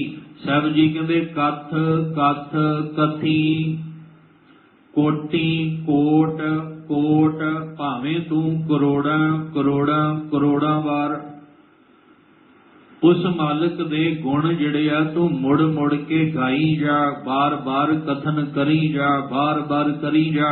ਸਾਹਿਬ ਕਹਿੰਦੇ ਤਾਂ ਵੀ ਉਹਦੇ ਗੁਣਾਂ ਦਾ ਅੰਤ ਨਹੀਂ, ਤਾਂ ਵੀ ਉਹਦੀ ਵਡਿਆਈਆਂ ਦਾ ਅੰਤ ਨਹੀਂ, ਕਿਉਂਕਿ ਉਹ ਬੇਅੰਤ ਹੈ। ਤੇ ਬੇਅੰਤ ਦਾ ਅੰਤ ਭਾਵੇਂ ਕਰੋੜਾਂ ਵਾਰ ਵੀ ਉਹਦੇ ਗੁਣ ਗਾ ਲਓ, ਇੱਕ ਇੱਕ ਗੇੜੇ ਦੇ ਵਿੱਚ ਵੀ ਤੁਸੀਂ ਭਾਵੇਂ ਕਰੋੜਾਂ ਕਰੋੜਾਂ ਵਾਰ ਉਹਦੇ ਗੁਣ ਗਾਈ ਜਾਓਗੇ ਤਾਂ ਵੀ ਉਹਦਾ ਅੰਤ ਨਹੀਂ ਪੈ ਸਕਦਾ। ਅੱਗੇ ਜਾ ਕੇ ਮਹਾਰਾਜ ਨੇ ਕਲੀਅਰ ਕਰਨਾ ਹੈ। ਸਾਹਿਬ ਕਹਿੰਦੇ ਇਹ ਅੰਤ ਨਾ ਜਾਣੈ ਕੋਏ ਬਹੁਤਾ ਕਹੀਏ ਬਹੁਤਾ ਹੋਏ। ਉੱਥੇ ਜਦੋਂ ਆਪਾਂ ਪਹੁੰਚਾਂਗੇ ਤੇ ਇਹ ਪੰਕਤੀਆਂ ਦਾ ਆਸਰਾ ਲੈ ਕੇ ਵਿਚਾਰ ਹੈ। ਜਦੋਂ ਇੱਥੇ ਵਿਚਾਰ ਹੈ ਤੇ ਆਪਾਂ ਉਹਨਾਂ ਪੰਕਤੀਆਂ ਦਾ ਸਹਾਰਾ ਲੈਣਾ। ਜਿਸ ਦਿਨ ਆਰੰਭਤਾ ਹੋਈ ਸੀ ਉਸ ਦਿਨ ਵੀ ਬੇਨਤੀ ਕੀਤੀ ਕਿ ਹਰ ਸਵਾਲ ਦਾ ਜਵਾਬ ਜਪਜੀ ਸਾਹਿਬ ਵਿੱਚ ਸਾਨੂੰ ਮਿਲ ਜਾਏਗਾ, ਸਾਨੂੰ ਬਾਹਰ ਜਾਣ ਦੀ ਲੋੜ ਹੀ ਨਹੀਂ। ਸਵਾਲ ਵੀ ਇਹਦੇ ਚੋਂ ਹੀ ਪੈਦਾ ਹੋਣੇ ਤੇ ਜਵਾਬ ਵੀ ਇਸੇ ਬਾਣੀ ਵਿੱਚੋਂ ਹੀ ਮਿਲਣਾ। ਜਿੰਨਾ ਅਸੀਂ ਕਰੋੜਾਂ ਕਰੋੜਾਂ ਕਰੋੜਾਂ ਵਾਰ ਗਾਵਾਂਗੇ ਤੇ ਜਿੰਨਾ ਗਾਵਾਂਗੇ ਉਨਾ ਫਿਰ ਅੱਗੇ ਸਾਨੂੰ ਪਤਾ ਲੱਗੇਗਾ ਵੀ ਜਿੰਨਾ ਗਾਇਆ ਸੀ ਉਹ ਤੇ ਕੁਝ ਵੀ ਨਹੀਂ। ਬਹੁਤਾ ਕਹੀਏ ਬਹੁਤਾ ਹੋਏ। ਜਿੰਨਾ ਬਹੁਤਾ ਕਿਹਾ ਸੀ ਉਹਦੇ ਨਾਲੋਂ ਕਈ ਗੁਣਾ ਬਹੁਤਾ ਤੇ ਹੋਰ ਹੈ। ਉਹ ਕਿਹੜੇ ਕਿਹੜੇ ਗੁਣ ਗਾਈਏ ਉਹਦੇ। ਇਸ ਲਈ ਕਰੋੜਾਂ ਵਾਰ ਵੀ ਕਥਨ ਕਰਨ ਦੇ ਨਾਲ ਉਸ ਮਾਲਕ ਦਾ ਅੰਤ ਜਿਹੜਾ ਉਹ ਨਹੀਂ ਪਾਇਆ ਜਾ ਸਕਦਾ ਹੈ। ਦਿੰਦਾ ਦੇ ਲੈਂਦੇ ਥੱਕ ਪਾਹੇ ਜੁਗਾ ਜੁਗੰਤਰ ਖਾਹੀ ਖਾਹੇ। ਸਾਹਿਬ ਕਹਿੰਦੇ ਜਿਹੜੀ ਗੱਲ ਸਮਝਣ ਵਾਲੀ ਹੈ ਨਾ ਗੁਰੂ ਕੇ ਸਿੱਖੋ, ਗੁਰੂ ਪਿਆਰ ਵਾਲਿਓ, ਤੁਸੀਂ ਉਹ ਗੱਲ ਸਮਝਣ ਦਾ ਯਤਨ ਕਰੋ। ਗੱਲ ਕੀ ਸਮਝਣੀ ਹੈ ਕਿ ਉਹ ਦਾਤਾ ਹੈ, ਸਾਰੇ ਜੀਆਂ ਨੂੰ ਦਾਤਾਂ ਦੇ ਰਿਹਾ ਹੈ ਔਰ ਅਸੀਂ ਉਹਦੇ ਕੋਲੋਂ ਦਿੱਤੀਆਂ ਹੋਈਆਂ ਦਾਤਾਂ ਲੈ ਕੇ ਵਰਤ ਰਹੇ ਹਾਂ, ਆਪਣੀ ਜ਼ਿੰਦਗੀ ਵਿੱਚ ਵਰਤਾ ਰਹੇ ਹਾਂ, ਹੰਡਾ ਰਹੇ ਹਾਂ। ਦਿੰਦਾ ਦੇ, ਉਹ ਦੇਣ ਵਾਲਾ ਦੇ ਰਿਹਾ, ਲੈਂਦੇ ਥੱਕ ਪਾਹੇ, ਅਸੀਂ ਹੀ ਉਹਦੇ ਕੋਲੋਂ ਦਾਤਾਂ ਲੈ ਕੇ ਥੱਕ ਜਾਂਦੇ ਹਾਂ। ਭਾਵ ਜ਼ਿੰਦਗੀ ਮੁੱਕ ਜਾਂਦੀ ਹੈ ਪਰ ਉਹਦੀਆਂ ਦਾਤਾਂ ਨਹੀਂ ਮੁੱਕਦੀਆਂ, ਉਹਦੇ ਖਜ਼ਾਨੇ ਕਦੇ ਖਾਲੀ ਨਹੀਂ ਹੁੰਦੇ। ਅਸੀਂ ਜਿਹਨੂੰ ਦੁਨੀਆ ਵਿੱਚ ਦਾਤਾ ਆਪਣਾ ਸਰੀਰਕ ਤਲ ਤੇ ਬਣਾ ਕੇ ਬੈਠੇ ਆ ਨਾ, ਬੜਿਆਂ ਨੇ ਬਣਾਏ ਆਪਣੇ ਆਪਣੇ ਦਾਤੇ, ਆਪਾਂ ਬਣਾ ਕੇ ਬੈਠੇ ਆ। ਉਹਨਾਂ ਨੂੰ ਨਾਮ ਵੀ ਅਸੀਂ ਬੜੇ ਦੇ ਦਿੱਤੇ ਨੇ, ਕਿਸੇ ਨੇ ਕੋਈ ਦਾਤਾ, ਕਿਸੇ ਨੇ ਕੋਈ ਦਾਤਾ। ਪਰ ਧਿਆਨ ਰੱਖਿਓ ਕਦੇ ਉਹਨਾਂ ਦੇ ਖਜ਼ਾਨੇ ਖਾਲੀ ਹੋ ਜਾਂਦੇ, ਮੁੱਕ ਜਾਂਦੇ। ਪਰ ਜਿਸ ਦਾਤੇ ਨਾਲ ਆਪਾਂ ਜੁੜਨਾ ਹੈ, ਦੱਦਾ ਦਾਤਾ ਏਕ ਹੈ ਸਭ ਕੋ ਦੇਵਨਹਾਰ, ਦਿੰਦੇ ਟੋਟ ਨ ਆਵਈ ਆ ਗਨਤ ਭਰੇ ਭੰਡਾਰ। ਉਹਦੇ ਭੰਡਾਰਿਆਂ ਵਿੱਚ ਕਦੇ ਟੋਟ ਨਹੀਂ ਆਉਂਦੀ, ਉਹਦੇ ਖਜ਼ਾਨੇ ਨਹੀਂ ਮੁੱਕਦੇ। ਸਾਡੀ ਜ਼ਿੰਦਗੀ ਮੁੱਕ ਜਾਂਦੀ। ਅੱਖਾਂ ਖੋਲਣ ਤੋਂ ਬਾਅਦ ਤਾਂ ਸ਼ੁਕਰਾਨਾ ਹੀ ਸ਼ੁਕਰਾਨਾ ਸੀ, ਪਰ ਅਸੀਂ ਅੱਖਾਂ ਖੋਲਦਿਆਂ ਸਾਰ ਸਭ ਤੋਂ ਪਹਿਲਾਂ ਦਾਤੇ ਨੂੰ ਭੁਲਾ ਕੇ ਨਾ ਸ਼ੁਕਰੇ ਹੋ ਗਏ, ਅਕਿਰਤ ਘਾਣੀ ਹੋ ਗਏ। ਅਸੀਂ ਉਸ ਸਾਹਿਬ ਦਾ ਨਮਕ ਖਾ ਕੇ ਨਮਕ ਹਰਾਮੀ ਹੋ ਗਏ। ਜਿਸ ਦਾਤੇ ਕੋਲੋਂ ਦਾਤਾਂ ਲਈਆਂ ਸੀ, ਜਿਸ ਦਾ ਦਿੱਤਾ ਖਾਵਣਾ ਤਿਸ ਕਹੀਏ ਸ਼ਾਬਾਸ਼ ਕਹਿਣਾ ਭੁੱਲ ਗਏ। ਤੂੰ ਦਾਤਾ ਦਾਤਾਰ, ਤੇਰਾ ਦਿੱਤਾ ਖਾਵਣਾ ਕਹਿਣਾ ਭੁੱਲ ਗਏ। ਖੈਰ ਗੁਰੂ ਸਾਹਿਬ ਮਹਾਰਾਜ ਕਹਿੰਦੇ ਜਿਹੜੀ ਗੱਲ ਸਮਝਣੀ ਹੈ ਉਹ ਸਮਝੋ ਕਿ ਦਿੰਦਾ ਦੇ ਲੈਂਦੇ ਥੱਕ ਪਾਹੇ। ਜ਼ਿੰਦਗੀ ਮੁੱਕ ਜਾਂਦੀ ਹੈ, ਦਾਤਾਂ ਦੇਣ ਵਾਲਾ ਦੇ ਰਿਹਾ ਹੈ। ਔਰ ਇੱਕ ਜਨਮ ਵਿੱਚ ਨਹੀਂ, ਜੁਗਾ ਜੁਗੰਤਰ ਖਾਹੀ ਖਾਹੇ। ਅਸੀਂ ਪਤਾ ਨਹੀਂ ਕਿੰਨੇ ਜੁਗਾਂ ਤੋਂ, ਜੁਗੰਤਰਾਂ ਦੇ ਵਿੱਚ ਕਿੰਨੇ ਸਮੇਂ ਤੋਂ ਅਸੀਂ ਉਸ ਮਾਲਿਕ ਕੋਲੋਂ ਦਾਤਾਂ ਲੈ ਲੈ ਕੇ ਵਰਤ ਰਹੇ ਹਾਂ, ਵਰਤਾ ਰਹੇ ਹਾਂ, ਹੰਢਾ ਰਹੇ ਹਾਂ। ਸਾਡੀ ਹਰ ਵਾਰ ਜ਼ਿੰਦਗੀ ਮੁੱਕਦੀ ਰਹੀ, ਪਰ ਉਸ ਦਾਤੇ ਦੀਆਂ ਦਾਤਾਂ ਨਹੀਂ ਮੁੱਕੀਆਂ। ਇਹ ਤਾਂ ਹਰ ਸਮੇਂ ਦੇ ਵਿੱਚ, ਹਰ ਯੁੱਗਾਂ ਦੇ ਵਿੱਚ ਹੀ ਉਸ ਮਾਲਕ ਨੇ ਸਾਡੇ ਤੇ ਕਿਰਪਾ ਕੀਤੀ, ਔਰ ਉਹ ਕਰ ਵੀ ਰਿਹਾ ਹੈ। ਹੁਕਮੀ ਹੁਕਮ ਚਲਾਏ ਰਾਹ, ਨਾਨਕ ਵਿਗਸੈ ਵੇ ਪਰਵਾਹ। ਹੁਣ ਧਿਆਨ ਰੱਖਿਓ, ਉਹ ਹੁਕਮੀ ਦਾ ਅਰਥ ਹੈ ਪਰਮੇਸ਼ਵਰ, ਹੁਕਮ ਕਰਨ ਵਾਲਾ। ਹੁਕਮੀ ਜਿਹੜਾ ਹੁਕਮ ਕਰਨ ਵਾਲਾ ਹੈ, ਜਿਹਦੇ ਹੁਕਮ ਦੇ ਵਿੱਚ ਸਾਜ ਕਰੇ ਤਨ ਖੇ, ਜਿਹਦੇ ਹੁਕਮ ਦੇ ਵਿੱਚ ਜੀ ਲੈ ਫਿਰ ਦੇ, ਜਿਹਦੇ ਹੁਕਮ ਦੇ ਵਿੱਚ ਉਹ ਸਾਰਿਆਂ ਨੂੰ ਦੇ ਰਿਹਾ ਦਾਤਾਂ, ਤੇ ਸਾਰੇ ਸੰਸਾਰ ਨੂੰ ਜ਼ਿੰਦਗੀ ਦੇ ਰਿਹਾ, ਸਵਾਸ ਦੇ ਰਿਹਾ, ਜੀਵਨ ਦੇ ਰਿਹਾ ਹੈ। ਉਹ ਸਾਰਿਆਂ ਨੂੰ ਦੇਣ ਵਾਲਾ, ਦਾਤਾਂ ਦੇਣ ਵਾਲਾ ਹੁਕਮੀ ਹੈ। ਭਾਵ ਉਹਦੇ ਹੁਕਮ ਅਨੁਸਾਰ ਹੀ ਹੈ ਸਭ ਕੁਝ। ਜਿਹਨੂੰ ਆਪਾਂ ਵਿਚਾਰਿਆ, ਹੁਕਮ ਹੈ ਅੰਦਰ ਸਭ ਕੋ ਬਾਹਰ, ਹੁਕਮ ਨਾ ਕੋਏ, ਉਹ ਹੁਕਮੀ ਹੈ। ਅਸੀਂ ਉਹਦੇ ਹੁਕਮ ਅਨੁਸਾਰ ਜ਼ਿੰਦਗੀ ਜਿਉਣੀ ਸੀ, ਪਰ ਅਸੀਂ ਉਸ ਹੁਕਮਰਾਨ ਨੂੰ ਛੱਡ ਕੇ ਹੋਰ ਆਪਣੇ ਆਪਣੇ ਹੁਕਮਰਾਨ ਬਣਾ ਲਏ। ਇੱਥੇ ਆ ਕੇ ਫਿਰ ਸਾਡੀ ਜ਼ਿੰਦਗੀ ਦੁੱਖਾਂ ਨਾਲ ਕਿਉਂ ਭਰੀ ਹੋਈ ਹੈ? ਕਿਉਂਕਿ ਉਹਦਾ ਕਾਰਨ ਵੀ ਅਸੀਂ ਆਪ ਹਾਂ। ਅਸੀਂ ਜਿਸ ਹੁਕਮੀ ਦੇ ਹੁਕਮ ਵਿੱਚ ਚੱਲਣਾ ਸੀ, ਉਹਦੇ ਹੁਕਮ ਵਿੱਚ ਤਾਂ ਤੁਰਦੇ ਹੀ ਨਹੀਂ। ਅਸੀਂ ਦੁਨਿਆਵੀ ਤਲ ਤੇ ਜਿਹੜੇ ਆ ਹੁਕਮਰਾਨ, ਜਿਨ੍ਹਾਂ ਦਾ ਪਤਾ ਨਹੀਂ ਅੱਜ ਹੈ ਜਾਂ ਕੱਲ ਨਹੀਂ ਹੋਣਗੇ, ਅਸੀਂ ਉਹਨਾਂ ਦੇ ਹੁਕਮ ਪਰ ਨਹੀਂ, ਅਸੀਂ ਉਸ ਮਾਲਕ ਦੇ ਹੁਕਮ ਵਿੱਚ ਤੁਰਨਾ ਹੈ। ਉਹ ਆਪਣੇ ਹੁਕਮ ਦੇ ਵਿੱਚ ਹੀ ਚਲਾ ਰਿਹਾ ਹੈ, ਉਹਦਾ ਹੁਕਮ ਹੀ ਵਰਤ ਰਿਹਾ ਹੈ। ਹੁਕਮੀ ਹੁਕਮ ਚਲਾਏ ਰਾਹ, ਰਾਹੋ ਨਹੀਂ ਕਹਿਣਾ। ਜੇ ਰਾਹੋ ਕਹੋਗੇ ਤੇ ਉੱਤੇ ਹੋੜਾ ਲੱਗ ਜਾਣਾ। ਔਂਕੜ ਲੱਗੀ ਹੈ ਹਾਹੇ ਨੂੰ, ਹਲਕੀ ਜੀ ਆਵਾਜ਼ ਦੇਣੀ ਹੈ, ਹਲਕੀ ਜਿਹੀ। ਸਭ ਕਹਿੰਦੇ ਉਹ ਜਿਹੜਾ ਆਪਣੇ ਹੁਕਮ ਅਨੁਸਾਰ, ਜਿਹੜਾ ਹੁਕਮਰਾਨ ਪਰਮੇਸ਼ਵਰ ਹੈ ਨਾ, ਉਹ ਆਪਣੀ ਕਾਰਵਾਈ ਕਰ ਰਿਹਾ ਹੈ, ਉਹ ਆਪਣੇ ਆਪਣੇ ਰਾਹ ਜਿਹੜਾ ਚਲਾ ਰਿਹਾ। ਹੁਣ ਅਸੀਂ ਰਾਹ ਤੋਂ ਖੁੰਝ ਗਏ, ਰਾਹ ਤੋਂ ਭਟਕ ਗਏ, ਕਸੂਰ ਕਿਹਦਾ? ਉਹ ਤੇ ਚਲਾ ਹੀ ਰਿਹਾ। ਅਸੀਂ ਹੀ ਆਪਣਾ ਰਾਹ ਤੋਂ ਥਿੜਕ ਗਏ। ਹੁਣ ਆ ਰੋਡ ਤਾਂ ਬਣਾ ਦਿੱਤੇ, ਹਾਈਵੇ ਤੇ ਬਣਾ ਦਿੱਤੇ, ਹੁਣ ਜੇ ਸਾਨੂੰ ਹੀ ਇਹਦੇ ਉੱਤੇ ਚੱਲਣਾ ਨਾ ਆਵੇ ਤੇ ਕਸੂਰ ਕਿਹਦਾ ਹੈ? ਜੇ ਰੋਡ ਬਣੇ, ਹਾਈਵੇ ਬਣੇ ਨੇ, ਤੇ ਉੱਥੇ ਚੱਲਣਾ ਤੇ ਆਪਾਂ ਸੰਭਲ ਕੇ ਆ ਨਾ। ਜੇ ਉੱਥੇ ਘਟਨਾਵਾਂ ਹੁੰਦੀਆਂ ਨੇ, ਐਕਸੀਡੈਂਟ ਹੁੰਦੇ ਨੇ, ਉਹਦੇ ਕਸੂਰਵਾਰ ਅਸੀਂ ਖੁਦ ਹਾਂ, ਕਿਉਂਕਿ ਅਸੀਂ ਨਿਯਮਾਂ ਦੀ ਪਾਲਣਾ ਨਹੀਂ ਕੀਤੀ, ਅਸੀਂ ਉੱਥੇ ਕੰਟਰੋਲ ਨਹੀਂ ਰੱਖਿਆ। ਅਸੀਂ ਆਪਣੀਆਂ ਮਨ ਮਰਜ਼ੀਆਂ ਨਾਲ ਰਫ਼ਤਾਰ ਤੇਜ਼ ਜਿਹੜੀ ਆ ਰੱਖੀ, ਜਾਂ ਅਣਗਹਿਲੀ ਕੀਤੀ, ਆਸ-ਪਾਸ ਨਹੀਂ ਦੇਖਿਆ, ਤੇ ਉੱਥੇ ਕਸੂਰ ਉਸ ਰੋਡ ਦਾ ਜਾਂ ਬਣਾਉਣ ਵਾਲੇ ਦਾ ਨਹੀਂ, ਚੱਲਣ ਵਾਲੇ ਦਾ ਹੈ। ਪਰ ਅਸੀਂ ਕਸੂਰ ਚੱਲਣ ਵਾਲੇ ਦਾ ਨਹੀਂ ਕੱਢਾਂਗੇ, ਉਸ ਰਾਹ ਬਣਾਉਣ ਵਾਲੇ ਦਾ ਕਸੂਰ ਕੱਢਾਂਗੇ। ਲਓ ਜੀ, ਰਾਹ ਹੀ ਇਹਨੇ ਇਸ ਤਰ੍ਹਾਂ ਦਾ ਬਣਾਇਆ, ਪਰ ਉਹਨੇ ਤੇ ਬਣਾਇਆ ਸੀ ਸੰਭਲ ਕੇ, ਤੇ ਆਪਾਂ ਚੱਲਣਾ ਸੀ। ਪਰਮੇਸ਼ਵਰ ਨੇ ਤੇ ਸਾਨੂੰ ਆ ਮਨੁੱਖਾ ਜਿਹੀ ਦੇ ਦਿੱਤੀ, ਪਰ ਨਾਲ ਗੁਰਬਾਣੀ ਵਿੱਚ ਗਿਆਨ ਵੀ ਦੇ ਦਿੱਤਾ ਵੀ ਸੰਭਲ ਕੇ ਚੱਲੀ। ਹੁਣ ਇਹ ਗਿਆਨ ਰੋਸ਼ਨੀ ਆਪਾਂ ਲੈਣੀ ਹੋਈ ਨਹੀਂ, ਤੇ ਫਿਰ ਕਸੂਰ ਕਿਹਦਾ ਹੈ? ਹੁਣ ਗੱਡੀਆਂ ਦੇ ਅੱਗੇ ਲਾਈਟ ਲੱਗੀ ਹੁੰਦੀ ਹੈ ਨਾ, ਤੇ ਉਹ ਕਾਹਦੇ ਲਈ ਹੁੰਦੀ ਹੈ? ਵੀ ਰਾਤ ਨੂੰ ਸਫ਼ਰ ਕਰਨਾ ਤੁਹਾਡੇ ਲਈ ਸੌਖਾ ਹੋ ਜਾਏ, ਤੁਸੀਂ ਰੋਸ਼ਨੀ ਦੇ ਸਹਾਰੇ ਸਫ਼ਰ ਕਰੋ। ਤੇ ਜੇ ਆਪਾਂ ਉਹ ਲਾਈਟ ਚਲਾਵਾਂਗੇ ਨਹੀਂ, ਤੇ ਕਸੂਰ ਕਿਹਦਾ ਹੈ? ਗੁਰਬਾਣੀ ਤਾਂ ਸਾਨੂੰ, ਇਸ ਗੁਰਬਾਣੀ ਇਸ ਜੱਗ ਮੈਂ ਚਾਨਣ ਤਾਂ ਦੇ ਦਿੱਤਾ, ਪਰ ਇਸ ਚਾਨਣ ਵਿੱਚ ਚੱਲਾਂਗੇ ਹੀ ਨਹੀਂ, ਤੇ ਕਸੂਰ ਕਿਹਦਾ ਹੈ? ਉਹ ਮਾਲਕ ਹੁਕਮਰਾਨ ਹੈ, ਉਹ ਆਪਣੇ ਹੁਕਮ ਦੇ ਵਿੱਚ ਜੇ ਜੀਵਨ ਦਿੱਤਾ ਹੈ, ਤੇ ਰਾਹ ਵਿੱਚ ਚਲਾਉਣ ਵਾਲਾ ਵੀ ਉਹ ਆਪ ਹੈ। ਸਾਚਾ ਸਾਹਿਬ ਸਾਚ ਨਾਏ, ਪਾਕਿਆ ਪਾਉ ਅਪਾਰ।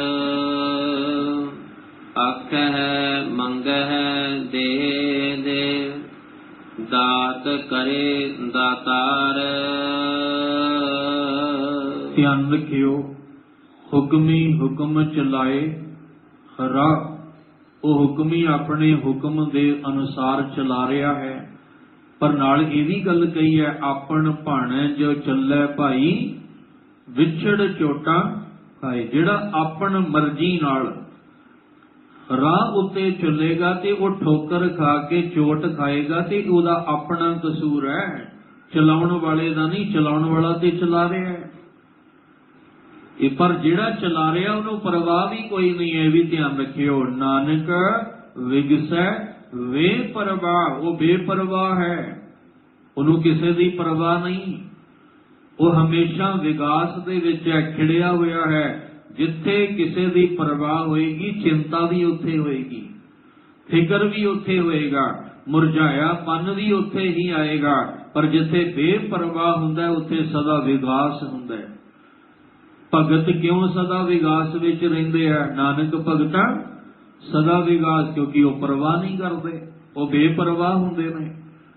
वो बेपरवाह नाल जुड़ के, हुक्मी नाल जुड़ के बेपरवाह, फिर वो परवाह नहीं करते किसी दी। इसलिए वो सदा खुश रहन वाला, सदा विकास विच खिड़िया रहन वाला है। कौन है? साचा साहिब। वो जिहड़ा साहिब है ना, सच्चा सदीवी, जिहदे दरबार दे विच, जिहदी कोर्ट दे विच सदा न्याय हुंदा है, उहदी कोर्ट विच कदे, क्योंकि उत्थे दा जज वो आप है। जिन्ने भी अज मुल्क ने, हर एक मुल्क दे विच अपने अपने मुल्क दी एक कोर्ट जिहड़ी कचहरी बन गई, उहनूं असीं हाई कोर्ट भी कहने आ। जदों बंदे दी सुनवाई ना होवे, बंदा कहंदा मैं हाई कोर्ट तक जावांगा, पर इत्थे एक वो हाई कोर्ट है जिहदे तो अगे कोई होर कोर्ट नहीं है।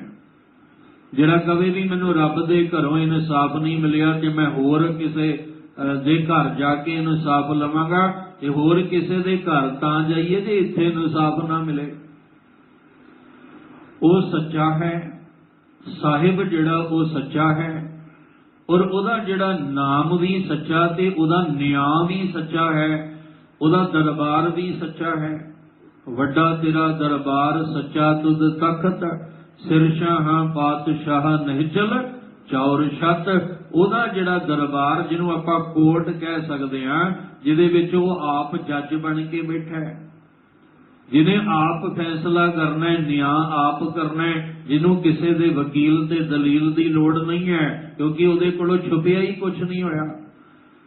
ਜਿਹਨੂੰ ਨਾ ਪਤਾ ਹੋਵੇ ਉਹਨੂੰ ਵਕੀਲ ਤੇ ਦਲੀਲ ਦੀ ਲੋੜ ਪੈਂਦੀ ਹੈ, ਵੀ ਹੁਣ ਤੂੰ ਦੱਸ ਵੀ ਇਹਨੇ ਗੁਨਾਹ ਕੀਤਾ ਕਿ ਨਹੀਂ ਕੀਤਾ ਹੋਇਆ।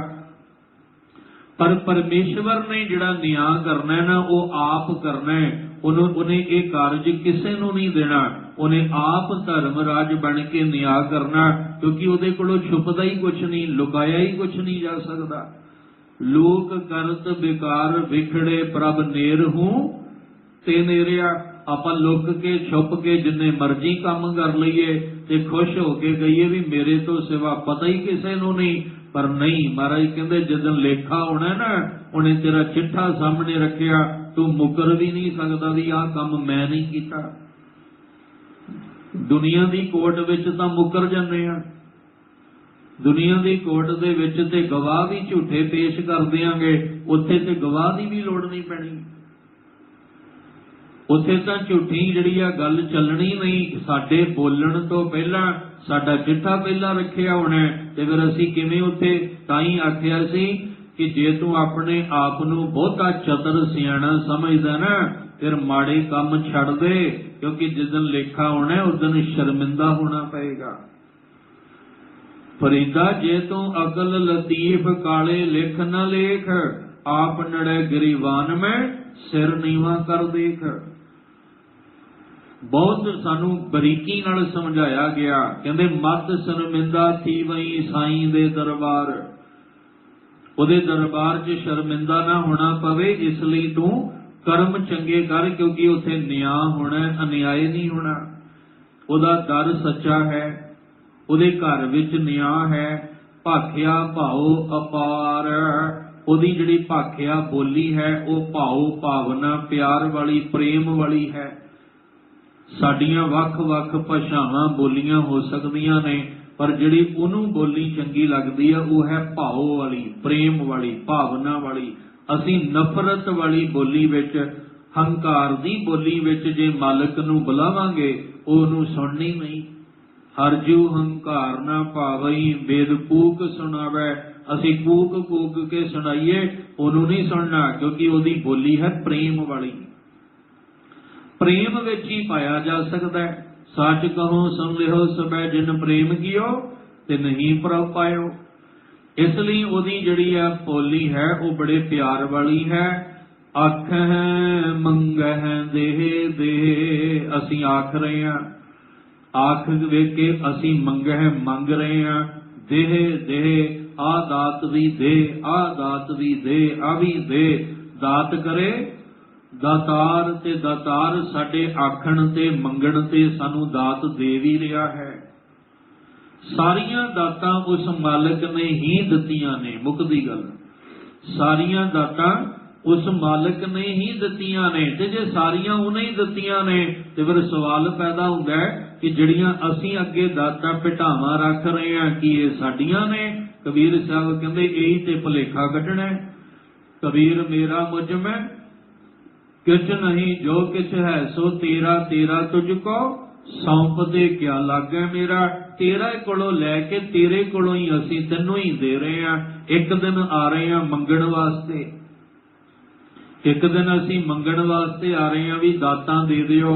ਤੇ ਜਿਸ ਦਿਨ ਮਿਲ ਗਈਆਂ ਅਗਲੇ ਦਿਨ ਅਸੀਂ ਉਹੀ ਦਾਤ ਲੈ ਕੇ ਆ ਰਹੇ ਹਾਂ ਕਿ ਵਾਹਿਗੁਰੂ ਜੀ ਮੈਂ ਤੁਹਾਨੂੰ ਆਹ ਦੇਣ ਆ ਰਿਹਾ। ਕਿੰਨੀ ਹੈਰਾਨੀ ਵਾਲੀ ਗੱਲ ਹੈ, ਇੱਕ ਦਿਨ ਦੇਣ ਆ ਰਿਹਾ, ਇੱਕ ਦਿਨ ਲੈਣ ਵਾਸਤੇ ਆ ਰਿਹਾ। ਜਿੱਥੋਂ ਅਸੀਂ ਦਾਤ ਲੈਣ ਆ ਰਹੇ ਹਾਂ ਉਹਨੂੰ ਹੀ ਦੇ ਕੇ ਆਪਣੇ ਹੋਂਦ ਦਾ ਦਾਅਵਾ ਕਰਨ ਆਏ ਹਾਂ। ਇਹ ਮੈਂ ਦਿੱਤਾ, ਇਹ ਮੇਰਾ ਦਿੱਤਾ ਹੋਇਆ, ਇਹ ਮੇਰਾ ਦਿੱਤਾ ਹੋਇਆ, ਜਦ ਕਿ ਇਹ ਸਭ ਕੁਝ ਮਾਲਕ ਦਾ ਦਿੱਤਾ ਹੈ। ਜੇ ਇਹ ਸਮਝ ਆ ਗਈ ਇਹ ਸਭ ਕੁਝ ਉਸ ਦਾਤਾਰ ਦਾ ਦਿੱਤਾ ਹੋਇਆ, ਜਿਹੜੀਆਂ ਵੀ ਦਾਤਾਂ ਨੇ ਉਸ ਦਾਤਾਰ ਦੀਆਂ ਦਿੱਤੀਆਂ ਹਨ। ਫੇਰ ਕੇ ਅੱਗੇ ਰੱਖੀਐ ਜਿਤ ਦਿਸ ਦਰਬਾਰ, ਮੋਹ ਕੇ ਬੋਲਣ ਬੋਲੀਐ ਜਿਤ ਸੁਣ ਤਰੇ ਪਿਆਰ। ਜੇ ਇਹ ਪਤਾ ਲੱਗ ਜਾਏ ਕਿ ਦਾਤ ਕਰੇ ਦਾਤਾਰ, ਸਾਰੀਆਂ ਦਾਤਾਂ ਦੇ ਦਾਤਾਰ ਦੀਆਂ ਦਿੱਤੀਆਂ ਹੋਈਆਂ ਨੇ, ਤੇ ਜੋ ਮੈਂ ਉਸ ਮਾਲਕ ਦੇ ਅੱਗੇ ਤਿਲ ਫੁੱਲ ਭੇਟ ਰੱਖਦਾ ਇਹ ਵੀ ਤੇ ਉਹਦੀਆਂ ਹੀ ਦਿੱਤੀਆਂ ਹੋਈਆਂ ਦਾਤਾਂ ਨੇ। ਤੇ ਫਿਰ ਸਵਾਲ ਹੈ ਕਿ ਫੇਰ ਕਹਿ ਅੱਗੇ ਰੱਖੀ ਹੈ, ਮੈਂ ਫਿਰ ਇਹਨਾਂ ਤੋਂ ਇਲਾਵਾ ਅੱਗੇ ਕੀ ਰੱਖਾਂ? ਕਿਸ ਵਾਸਤੇ? ਜਿਤ ਦਿਸੈ ਦਰਬਾਰ, ਜਿਹਦੇ ਨਾਲ ਮੈਨੂੰ ਉਹਦਾ ਦਰਬਾਰ ਦਿਸ ਪਏ। ਵਿਚਾਰਾਂ ਅੱਗੇ ਹੋ ਚੁੱਕੀਆਂ ਨੇ, ਆਪਾਂ ਦੁਬਾਰਾ ਬਾਣੀ ਦੀ ਵਿਚਾਰ ਨੂੰ ਰਿਪੀਟ ਕਰ ਰਹੇ ਹਾਂ। ਇੱਕ ਦਰ ਖੁੱਲਾ ਹੈ ਹਰ ਇੱਕ ਵਾਸਤੇ, ਆਓ ਜੋੜੇ ਲਾਓ, ਹੱਥ ਪੈਰ ਧੋਵੋ ਤੇ ਆਓ ਦਰਵਾਜ਼ੇ ਤੋਂ ਅੰਦਰ ਆ ਕੇ ਮੱਥਾ ਟੇਕੋ ਤੇ ਬੈਠ ਜਾਓ। ਪਰ ਇੱਕ ਦਰਵਾਜ਼ਾ ਹਜੇ ਖੁੱਲਣ ਵਾਲਾ ਹੈ, ਉਹ ਹੈ ਕਿਰਪਾ ਦਾ ਦਰ। ਉਹ ਕਿਰਪਾ ਦਾ ਦਰ ਕਦੋਂ ਖੁੱਲੇਗਾ? ਜਦੋਂ ਕਵਾਂਗੇ ਦਰ ਮਾਦੇ ਠਾਡੇ ਦਰਬਾਰ, ਤੁਝ ਬਿਨ ਸੁਰਤ ਕਰੈ ਕੋ ਮੇਰੀ, ਦਰਸ਼ਨ ਦੇ ਜੈ ਖੋਲ ਕੇ ਵਾਰ। ਥੋੜਾ ਧਿਆਨ ਲਾ ਕੇ ਸਮਝਿਓ, ਆਪ ਜੀ ਸਾਰੇ ਸੂਝਵਾਨ ਹੋ। ਇੱਕ ਦਰ ਖੁੱਲਾ ਸੀ, ਅਸੀਂ ਹੱਥ ਵਿੱਚ ਤਿਲ ਫੁੱਲ ਭੇਟ ਲੈ ਕੇ ਆਏ ਤੇ ਆ ਕੇ ਅਸੀਂ ਅੱਗੇ ਰੱਖ ਦਿੱਤਾ। ਉਹ ਸਾਡਾ ਸ਼ੁਕਰਾਨਾ ਹੈ ਕਿ ਆਹ ਦਰ ਤੇ ਆਉਣਾ ਨਸੀਬ ਹੋ ਗਿਆ। ਗੁਰੂ ਗ੍ਰੰਥ ਸਾਹਿਬ ਜੀ ਦਾ ਪ੍ਰਕਾਸ਼ ਹੈ, ਕਥਾ ਕੀਰਤਨ ਦਾ ਚੱਲ ਰਿਹਾ ਪ੍ਰਵਾਹ, ਉਹ ਸੀ ਸ਼ੁਕਰਾਨਾ ਜਿਹੜਾ ਅੱਗੇ ਰੱਖ ਦਿੱਤਾ। ਪਰ ਇੱਕ ਜਿਹੜਾ ਦਰਸ਼ਨ ਦੀਜੈ ਖੋਲ ਕੇ ਉਹਦੇ ਲਈ ਭੇਟਾ ਕਿਹੜੀ ਰੱਖੋਗੇ? ਇੱਕ ਤਾਂ ਭੇਟਾ ਰੱਖ ਦਿੱਤੀ ਆਪਾਂ, ਇੱਕ ਤਾਂ ਭੇਟਾ ਲਿਆ ਕੇ ਅਸੀਂ ਰੱਖ ਦਿੱਤੀ, ਉਹਦੇ ਸੀ ਆਹ ਦਰਬਾਰ ਦੇ ਦਰਸ਼ਨ ਹੋ ਗਏ, ਜਿਹੜਾ ਦਰਬਾਰ ਬਣਿਆ। ਪਰ ਇੱਕ ਦਰਸ਼ਨ ਦੀਜੈ ਖੋਲ ਦੇ ਕਿਵਾਰ, ਉਹ ਜਿਹੜਾ ਦਰਬਾਰ ਹੈ ਉਹਦੇ ਲਈ ਕਿਹੜੀ ਭੇਟਾ ਚਾਹੀਦੀ ਹੈ? ਇਹ ਭੇਟਾਵਾਂ ਤੇ ਆਪਾਂ ਸਾਰਿਆਂ ਨੇ ਥੋੜੀ, ਜਿਹਦੇ ਕੋਲ ਥੋੜੀ ਸੀ ਥੋੜੀ, ਬਹੁਤੀ ਸੀ ਬਹੁਤੀ, ਜਿੰਨੀ ਸਮਰੱਥਾ ਸੀ ਲੈ ਆਂਦੀ। ਪਰ ਜਿਹੜੇ ਦਰਬਾਰ ਵਿੱਚ ਆਪਾਂ ਐਂਟਰ ਹੋਣਾ ਹੈ ਉਹ ਦਰਬਾਰ ਕਿਵੇਂ ਦਿਸੇਗਾ? ਉਹਦੇ ਲਈ ਵੀ ਭੇਟਾ ਚਾਹੀਦੀ ਹੈ। ਇਹ ਸਵਾਲ ਹੈ ਸਾਡਾ। ਫੇਰ ਕਹਿ ਅੱਗੇ ਰੱਖੀਐ ਜਿਤ ਦਿਸੈ ਦਰਬਾਰ, ਮੂੰਹ ਹੋੜਾ ਨਹੀਂ ਘਨੋੜਾ ਹੈ। ਮੂੰਹੋਂ ਕਹਿ ਬੋਲਣ ਬੋਲੀਐ ਜਿਤ ਸੁਣ ਧਰੇ ਪਿਆਰ। ਕਹਿੰਦੇ ਨੇ ਮੈਂ ਆਪਣੇ ਮੂੰਹੋਂ ਕਿ ਐਸੇ ਕਿਹੜੇ ਬੋਲ ਬੋਲਾਂ ਜਿਹਨੂੰ ਸੁਣ ਕੇ ਮੇਰਾ ਮਾਲਕ ਮੈਨੂੰ ਪਿਆਰ ਕਰੇ, ਮੈਂ ਆਪਣੇ ਮਾਲਕ ਨੂੰ ਪਿਆਰਾ ਲੱਗਣ ਲੱਗ ਜਾਵਾਂ। ਇਹ ਦੋ ਸਵਾਲ ਨੇ। ਇਹ ਦੋ ਸਵਾਲ ਕਦੋਂ ਹੋਣਗੇ ਇਹ ਵੀ ਧਿਆਨ ਰੱਖਿਓ, ਜਦੋਂ ਇਹ ਪੰਕਤੀ ਸਮਝ ਆਏਗੀ ਕਿ ਆਖੈ ਮੰਗਹਿ ਦੇ ਦੇ ਦਾਤ ਕਰੇ ਦਾਤਾਰ। ਫਿਰ ਅੱਗੇ ਦੋ ਸਵਾਲ ਆਪਾਂ ਕੀਤੇ ਨੇ ਜਿਹਦਾ ਜਵਾਬ ਗੁਰੂ ਸਾਹਿਬ ਜੀ ਦਿੰਦੇ ਹਨ। ਅੰਮ੍ਰਿਤ ਵੇਲਾ ਸਚ ਨਾਉ ਵਡਿਆਈ ਵਿਚਾਰ, ਕਰਮੀ ਆਵੇ ਕਪੜਾ ਨਦਰੀ ਮੁਖ ਦੁਆਰ। ਸਾਹਿਬ ਜੀ ਕਹਿੰਦੇ ਪਹਿਲਾ ਸਵਾਲ ਸੀ ਕਿ ਮੈਂ ਕੀ ਅੱਗੇ ਰੱਖਾਂ ਜਿਹਦੇ ਨਾਲ ਉਹਦਾ ਦਰਬਾਰ ਮੈਨੂੰ ਦਿਸ ਪਏ।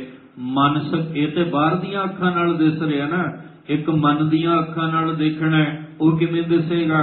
ਸਾਹਿਬ ਕਹਿੰਦੇ ਭੇਟਾ ਰੱਖਣੀਆਂ ਉਸ ਦਰਬਾਰ ਵਾਸਤੇ ਤਾਂ ਅੰਮ੍ਰਿਤ ਵੇਲਾ ਅੱਗੇ ਰੱਖ। ਅੰਮ੍ਰਿਤ ਵੇਲਾ ਹੁਣ ਸਾਰੀ ਦਿਹਾੜੀ ਦਰਵਾਜ਼ਾ ਖੁੱਲ੍ਹਾ, ਸਾਰਾ ਦਿਨ ਕੀਰਤਨ ਦੇ ਪ੍ਰਵਾਹ ਚੱਲਣੇ ਕਿ ਕੋਈ 10 ਵਜੇ, ਕੋਈ 11 ਵਜੇ, ਕੋਈ 12 ਵਜੇ, ਕੋਈ 2 ਵਜੇ, ਕੋਈ 4 ਵਜੇ ਆਏਗਾ। ਆਪਣੇ ਹੱਥਾਂ ਵਿੱਚ ਤਿਲ ਫੁੱਲ ਭੇਟ ਲੈ ਕੇ ਉਹ ਆ ਦਰਬਾਰ ਦਾ ਦਰਸ਼ਨ ਕਰਕੇ ਤੇ ਭੇਟਾ ਅੱਗੇ ਰੱਖ ਕੇ ਨਮਸਕਾਰ ਕਰੇਗਾ।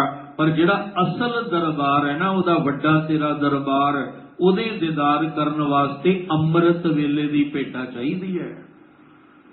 ਉਹ ਭੇਟਾ ਕੋਈ ਕੋਈ ਰੱਖਦਾ, ਸਾਰੇ ਨਹੀਂ ਰੱਖਦੇ। ਉਹ ਵੇਲਾ ਜਿਹੜਾ ਸੰਭਲਣ ਸੰਭਾਲਣ ਦਾ ਸਮਾਂ ਹੁੰਦਾ, ਉਸ ਵੇਲੇ ਹੀ ਤੇ ਆਲਸ ਆਉਂਦਾ, ਉਦੋਂ ਹੀ ਤੇ ਨੀਂਦ ਆਉਂਦੀ ਹੈ, ਉਦੋਂ ਹੀ ਤਾਂ ਵਿਕਾਰ ਘੇਰਦੇ ਨੇ ਵੀ ਤੂੰ ਬਾਕੀ ਮਾਇਆਵੀ ਭੇਟਾਵਾਂ ਰੱਖਣ ਲਈ ਤਾਂ ਤਿਆਰ ਹੋ ਜਾ, ਪਰ ਜੇ ਤੂੰ ਅੰਮ੍ਰਿਤ ਵੇਲੇ ਦੀ ਭੇਟਾ ਇਹ ਨਹੀਂ ਰੱਖਣ ਦੇਣੀ ਤੈਨੂੰ, ਅਸੀਂ ਤੇਰੇ ਅੰਦਰ ਆਲਸ ਪੈਦਾ ਕਰ ਦੇਣਾ। ਉਹ ਫਿਰ ਚੰਗਿਆਈ ਆਲਕ ਕਰੇ ਬੁਰਿਆਈ ਹੋਏ ਸ਼ੇਰ, ਉਦੋਂ ਫਿਰ ਆਹ ਹਾਲਾਤ ਬਣ ਜਾਂਦੇ ਆ। ਇਸ ਲਈ ਮਹਾਰਾਜ ਕਹਿੰਦੇ ਉਦਮਤਾ ਕਰਨਾ ਪੈਣਾ। ਤੂੰ ਉਦਮ ਕਰ, ਕਿਰਪਾ ਉਹ ਕਰੇਗਾ। ਚੱਲਣਾ ਤੂੰ ਹੈ, ਚਲਾਵੇਗਾ ਉਹ ਮਾਲਕ ਆਪ। ਤੂੰ ਬੀਜ ਬੀਜਣਾ, ਫਲ ਉਸ ਮਾਲਕ ਨੇ ਦੇਣਾ। ਇਸ ਲਈ ਸਾਹਿਬ ਕਹਿੰਦੇ ਨੇ ਅੰਮ੍ਰਿਤ ਵੇਲਾ ਅੱਗੇ ਰੱਖ ਤੇ ਮੂੰਹੋਂ ਕੀ ਬੋਲਣਾ ਜੀ? ਸਚ ਨਾਉ ਵਡਿਆਈ ਵਿਚਾਰ। ਸੱਚੇ ਨਾਮ ਨਾਲ ਜੁੜ ਕੇ ਉਸ ਵੱਡੇ ਦੀਆਂ ਵਡਿਆਈਆਂ ਦੀ ਵਿਚਾਰ ਕਰ ਆਪਣੇ ਮੂੰਹੋਂ। ਜਦੋਂ ਤੂੰ ਆ ਦੋ ਕੰਮ ਜਿਹੜੇ ਨੇ ਕਰ ਲਵੇਂਗਾ ਤਾਂ ਸਾਹਿਬ ਜੀ ਕਹਿੰਦੇ ਅੰਮ੍ਰਿਤ ਵੇਲਾ ਔਰ ਸੱਚੇ ਨਾਮ ਨਾਲ ਜੁੜ ਕੇ ਉਸ ਮਾਲਕ ਦੀ ਵਡਿਆਈਆਂ ਦੀ ਵਿਚਾਰ ਤੂੰ ਕਰੇਗਾ। ਕਰਮੀ ਆਵੇ ਕੱਪੜਾ ਨਦਰੀ ਮੋਖ ਦੁਆਰ। ਉਹਦੇ ਵੱਟੇ ਤੈਨੂੰ ਕੀ ਮਿਲੇਗਾ? ਕਹਿੰਦੇ ਕਰਮੀ ਆਵੇ ਕੱਪੜਾ। ਇਹਦੇ ਵੀ ਦੋ ਅਰਥ ਵਿਦਵਾਨਾਂ ਨੇ ਕੀਤੇ ਨੇ। ਇੱਕ ਤਾਂ ਕਰਮੀ ਦਾ ਅਰਥ ਹੈ ਬਖਸ਼ਿਸ਼, ਉਹਦੀ ਬਖਸ਼ਿਸ਼ ਦੇ ਨਾਲ ਤੈਨੂੰ ਉਹ ਕੱਪੜਾ ਨਾਮ ਦੇ ਰੂਪ ਵਿੱਚ ਮਿਲੇਗਾ, ਜਿਹਦੇ ਨਾਲ ਕੀ ਹੋਏਗਾ? ਤੇਰੇ ਉੱਤੇ ਨਜ਼ਰ ਹੋਏਗੀ ਔਰ ਤੈਨੂੰ ਮੋਕਸ਼ ਦੀ ਪ੍ਰਾਪਤੀ ਵੀ, ਵਿਕਾਰਾਂ ਤੋਂ, ਬੁਰਾਈਆਂ ਤੋਂ, ਦੁੱਖਾਂ ਤੋਂ, ਕਲੇਸ਼ਾਂ ਤੋਂ, ਇਹ ਸਾਰਿਆਂ ਤੋਂ ਮੋਕਸ਼ ਮਿਲੇਗਾ। ਫਿਰ ਦੁਆਰ ਤੈਨੂੰ ਉਹਦਾ ਦਰਬਾਰ ਵੀ ਦਿਸ ਪਏਗਾ। ਇਹ ਉਹ ਕਰਮੀ ਆਵੇ ਕੱਪੜਾ, ਬਖਸ਼ਿਸ਼ ਰੂਪੀ ਕੱਪੜਾ। ਜਦੋਂ ਇੱਕ ਧੀ ਆਪਣੇ ਬਾਬਲ ਦਾ ਵਿਹੜਾ ਛੱਡ ਕੇ ਜਾਂਦੀ ਹੈ ਨਾ, ਤੇ ਬਾਬਲ ਕਹਿੰਦਾ ਧੀਏ ਤੇਰਾ ਮੈਂ ਅੱਜ ਵਿਵਾਹ ਆਨੰਦ ਕਾਰਜ ਕਰ ਦਿੱਤਾ, ਜਿਹਦੇ ਨਾਲ ਮੈਂ ਤੈਨੂੰ ਜੋੜਿਆ ਉਹ ਤੈਨੂੰ ਹੁਣ ਲੈ ਚੱਲਿਆ, ਮੈਂ ਕੀ ਦਿਆਂ ਤੈਨੂੰ? ਤੇ ਧੀ ਸਿਆਣੀ ਸੀ, ਉਹਨੇ ਆਖਿਆ ਮੈਨੂੰ ਉਹ ਬਖਸ਼ਿਸ਼ਾਂ ਦੇ ਜਿਹਦੇ ਨਾਲ ਮੇਰਾ ਲੋਕ ਤੇ ਪਰਲੋਕ ਸਵਰ ਜਾਏ, ਜਿਹਦੇ ਨਾਲ ਮੇਰਾ ਪੇਕਾ ਘਰ ਤੇ ਸਹੁਰਾ ਘਰ ਜਿਹੜਾ ਮੇਰੇ ਲਈ ਆਨੰਦਮਈ ਬਣ ਜਾਏ। ਹਰ ਪ੍ਰਭ ਮੇਰੇ ਬਾਬਲਾ, ਹਰ ਦੇਵੋ ਦਾਨ ਮੈਂ ਦਾਜੋ, ਹਰ ਕੱਪੜ ਹਰ ਸ਼ੋਭਾ ਦੇਵੋ, ਜਿਤ ਸਵਰੈ ਮੇਰਾ ਕਾਜੋ। ਕੱਪੜ ਦਾ ਅਰਥ ਆ ਨਾਮ ਰੂਪੀ ਨਿਤਨੇਮ ਰੂਪੀ ਕੱਪੜਾ, ਅੰਮ੍ਰਿਤ ਰੂਪੀ ਬਾਣੀ ਰੂਪੀ ਬਖਸ਼ਿਸ਼ ਦਾ ਕੱਪੜਾ, ਜਿਹੜੇ ਮੇਰੇ ਅੰਦਰ ਦੇ ਪਰਦੇ ਕੱਜ ਦੇਵੇ, ਜਿਹੜਾ ਮੇਰੀ ਲਾਜ ਮੇਰੀ ਇੱਜ਼ਤ ਰੱਖ ਦੇਵੇ। और दूजे विद्वानां ने अर्थ कीते ने कि करमी आवे कपड़ा, आ शरीर रूपी कपड़ा ਉਹਦੀ ਬਖਸ਼ਿਸ਼ ਨਾਲ ਮਿਲਿਆ ਹੈ। ਇਸ ਸ਼ਰੀਰ ਰੂਪੀ ਕੱਪੜੇ ਵਿੱਚ ਉਹ ਕਰਮ ਕਰੋ ਜਿਹਦੇ ਨਾਲ ਨਦਰੀ ਮੋਖ ਦਵਾਰ ਤੁਹਾਡੇ ਉੱਤੇ ਉਹਦੀ ਨਜ਼ਰ ਵੀ ਹੋਵੇ, ਤੁਹਾਨੂੰ ਮੋਕਸ਼ ਵੀ ਮਿਲੇ ਤੇ ਉਹਦਾ ਦਰਬਾਰ ਵੀ ਤੁਹਾਨੂੰ ਦਿਸ ਪਵੇ। ਇਹ ਵਿਦਵਾਨਾਂ ਨੇ ਅਰਥ ਕਰਕੇ ਸਮਝਾਉਣ ਦਾ ਯਤਨ ਕੀਤਾ ਹੈ। ਮੁੱਕਦੀ ਗੱਲ ਕਿ ਜੇ ਆਪਾਂ ਅੰਮ੍ਰਿਤ ਵੇਲਾ ਸੰਭਾਲਾਂਗੇ, ਸੱਚੇ ਦੀ ਵਡਿਆਈ ਨਾਲ ਜੁੜਾਂਗੇ, ਉਹਦੀ ਬਖਸ਼ਿਸ਼ ਮਿਲੇਗੀ। ਉਸ ਬਖਸ਼ਿਸ਼ ਦੇ ਨਾਲ ਸਾਡੇ ਪਰਦੇ ਕੱਜੇ ਜਾਣਗੇ ਔਰ ਇਹਨਾਂ ਵਿਕਾਰਾਂ ਤੋਂ ਛੁਟਕਾਰਾ ਉਹਦੀ ਨਜ਼ਰ ਨਾਲ ਸਾਨੂੰ ਮੋਕਸ਼ ਦੀ ਪ੍ਰਾਪਤੀ ਜਿਹੜੀ ਹੈ ਉਹ ਹੋਵੇਗੀ। ਨਾਨਕ ਏਵੈ ਜਾਣੀਐ ਸਭ ਆਪੇ ਸਤਿਆਰ। ਜਦੋਂ ਤੁਹਾਡੇ ਉੱਤੇ ਨਜ਼ਰੀ ਕਰਨੀ ਆਵੇ ਕਪੜਾ, ਨਜ਼ਰੀ ਮੁਖ ਦਵਾਰ ਦੀ ਗੱਲ ਬਣੇਗੀ ਨਾ, ਫਿਰ ਤੁਹਾਨੂੰ ਸਮਝ ਆਏਗੀ ਕਿ ਸਭ ਪਾਸੇ ਸਚਿਆਰ ਉਹ ਆਪ ਪਰਮੇਸ਼ਵਰ ਹੀ ਹੈ ਤੇ ਸਚਿਆਰ ਦੀ ਸਮਝ ਸਚਿਆਰ ਹੋ ਕੇ ਹੀ ਆਉਣੀ ਹੈ। ਕੁੜਿਆਰ ਬਣ ਕੇ ਤਾਂ ਕੁੜਿਆਰ ਦੀ ਸਮਝ ਆਏਗੀ। ਅਸੀਂ ਇਹ ਵੀ ਸਵਾਲ ਕੀਤਾ ਸੀ ਕਿਵੇਂ ਸਚਿਆਰਾ ਹੋਈ ਹੈ ਕਿਵੇਂ ਕੂੜਾ। ਟੁੱਟੇ ਪਾਲ ਮਹਾਰਾਜ ਜੀ ਕਹਿੰਦੇ ਨਾਨਕ ਇਹ ਵੈ, ਇਹ ਨੂੰ ਇੱਕ ਲਾਵਾਂ ਤੇ ਵਾਵੇ ਨੂੰ ਦੋ ਲਾਵਾਂ। ਇਹ ਵੈ ਇਸ ਤਰ੍ਹਾਂ ਜੇ ਦੋਵੇਂ ਹੀ ਆਪਾਂ ਸੇਮ ਕਰ ਦਿੱਤਾ ਇਵੇਂ, ਤੇ ਜਿਹੜੀਆਂ ਪਹਿਲਾਂ ਗੱਲਾਂ ਕੀਤੀਆਂ ਨੇ ਉਹਦਾ ਅਰਥ ਵੀ ਐਵੇਂ ਹੀ ਹੈ, ਇਹਨੂੰ ਐਵੇਂ ਕਰਕੇ ਜਾਣਿਓ, ਸੀਰੀਅਸ ਨਾ ਹੋਇਓ, ਅਨਰਥ ਕਰ ਦਾਂਗੇ ਫਿਰ ਆਪਾਂ। ਇਹ ਵੈ, ਇਹ ਵਾਵੇ ਨੂੰ ਦੋ ਲਾਵਾਂ ਦਾ ਉਚਾਰਨ ਦੇ ਕੇ ਅਸੀਂ ਜਿਹੜਾ ਉਹ ਇਹ ਕਹਿਣਾ ਇਹ ਵੈ ਇਸ ਤਰ੍ਹਾਂ ਜਾਣੀਐ, ਜਾਣ ਲਓ ਸਭ ਆਪੇ ਸਚਿਆਰ। ਹਰ ਪੱਖ ਤੇ ਉਹ ਆਪ ਸਚਿਆਰ ਹੈ ਤੇ ਜਿਹੜਾ ਇਸ ਤਰ੍ਹਾਂ ਅੰਮ੍ਰਿਤ ਵੇਲੇ ਨੂੰ ਸੰਭਾਲ ਕੇ ਉਹਦੀ ਵਡਿਆਈਆਂ ਨਾਲ ਜੁੜੇਗਾ ਉਹ ਵੀ ਸਚਿਆਰ ਹੋ ਕੇ ਉਸ ਸੱਚ ਵਿੱਚ ਸਮਾ ਜਾਏਗਾ। ਅਸੀਂ ਵੀ ਗੁਰਦੁਆਰੇ ਸਚਿਆਰ ਹੋਣ ਲਈ ਆਏ ਹਾਂ, ਸੱਚ ਨੂੰ ਸਮਝਣ ਲਈ ਆਏ ਹਾਂ, ਸੱਚੇ ਨਾਮ ਦਾ ਅਭਿਆਸ ਕਰਨ ਆਏ ਹਾਂ। ਅਰਦਾਸ ਕਰੀਏ ਦਾਤਾ ਜੀ ਸਾਡੇ ਤੇ ਮਿਹਰ ਕਰੋ। ਇਹ ਬਾਹਰ ਦੀਆਂ ਭੇਟਾਵਾਂ ਤੇ ਲੈ ਕੇ ਆਉਂਦੇ ਹੀ ਆ, ਪਰ ਜਿਹੜੀਆਂ ਭੇਟਾਵਾਂ ਤੁਸੀਂ ਸਾਨੂੰ ਦੱਸੀਆਂ ਨੇ ਨਾ ਉਹ ਵੀ ਕਿਤੇ ਅੰਮ੍ਰਿਤ ਵੇਲਾ ਸੰਭਾਲ ਕੇ ਵੱਡੇ ਦੀਆਂ ਵਡਿਆਈਆਂ ਕਰਨੀਆਂ ਸਾਨੂੰ ਆ ਜਾਣ, ਜਿਹਦੇ ਨਾਲ ਸਾਡਾ ਇਹ ਜਨਮ ਲੇਖੇ ਦੇ ਵਿੱਚ ਲੱਗ ਜਾਏ। ਕਲ ਕਲੇਸ਼ ਦੁੱਖ ਰੋਗ ਚਿੰਤਾਵਾਂ ਜੰਮਣ ਮਰਨ ਆਵਾਗਮਨ ਇਹਨਾਂ ਸਾਰਿਆਂ ਤੋਂ ਛੁਟਕਾਰਾ ਹੋ ਜਾਏ। ਸਾਡੇ ਤੇ ਇੱਕ ਕਿਰਪਾ ਕਰ ਦਿਓ। ਆਪਣਾ ਨਾਮ ਦਿਓ, ਆਪਣਾ ਨਾਮ ਦਿਓ।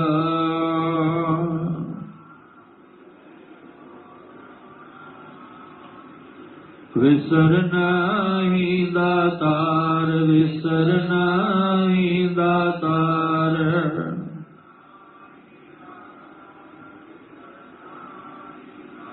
ਆਪਣਾ ਨਾਮ ਦਿਓ, ਆਪਣਾ ਨਾਮ ਦਿਓ।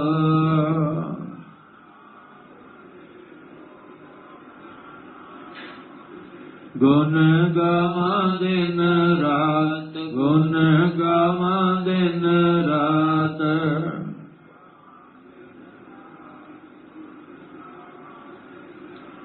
ਨਾਨਕ ਚਾਹੋਏ ਹੋ, ਨਾਨਕ ਚਾਹੋਏ ਹੋ।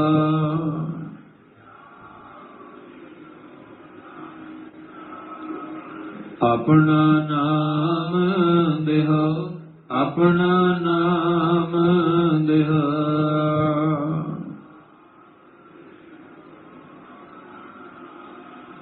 ਇਹ ਸਾਡੀ ਤੁਹਾਡੀ ਬੇਨਤੀ ਹੈ ਗੁਰੂ ਸਾਹਿਬ ਦੇ ਦਰਬਾਰ 'ਚ ਆਪ ਵੀ ਜੁੜੀਏ, ਹੋਰਾਂ ਨੂੰ ਵੀ ਜੋੜੀਏ, ਬਾਣੇ ਬਾਣੀ ਦੇ ਧਾਰਨੀ ਬਣੀਏ, ਗੁਰਬਾਣੀ ਦੀ ਵਿਚਾਰ ਨਾਲ ਜੁੜੀਏ ਤਾਂ ਕਿ ਲੋਕ ਸੁਖੀਏ ਪਰਲੋਕ ਸਹੇਲੇ ਨਾਨਕ ਹਰਿ ਪ੍ਰਭ ਆਪੇ ਮਿਲੇ ਜੀਵਨ ਬਣ ਸਕੇ।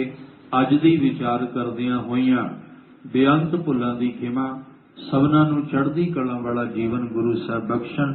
ਧੰਨ ਗੁਰੂ ਨਾਨਕ ਸਾਹਿਬ ਜੀ ਦੇ ਪਾਵਨ ਬਚਨ ਆਪਣੇ ਹਿਰਦੇ ਅੰਦਰ ਵਸਾ ਲਈਏ ਜੀ। ਕਰਮੀ ਆਵੇ ਕਪੜਾ, ਨਦਰੀ ਮੋਖ ਦਵਾਰ। ਨਾਨਕ ਏਵੈ ਜਾਣੀਐ ਸਭ ਆਪੇ ਸਚਿਆਰ। ਵਾਹਿਗੁਰੂ ਜੀ ਕਾ ਖਾਲਸਾ ਵਾਹਿਗੁਰੂ ਜੀ ਕੀ ਫਤਿਹ।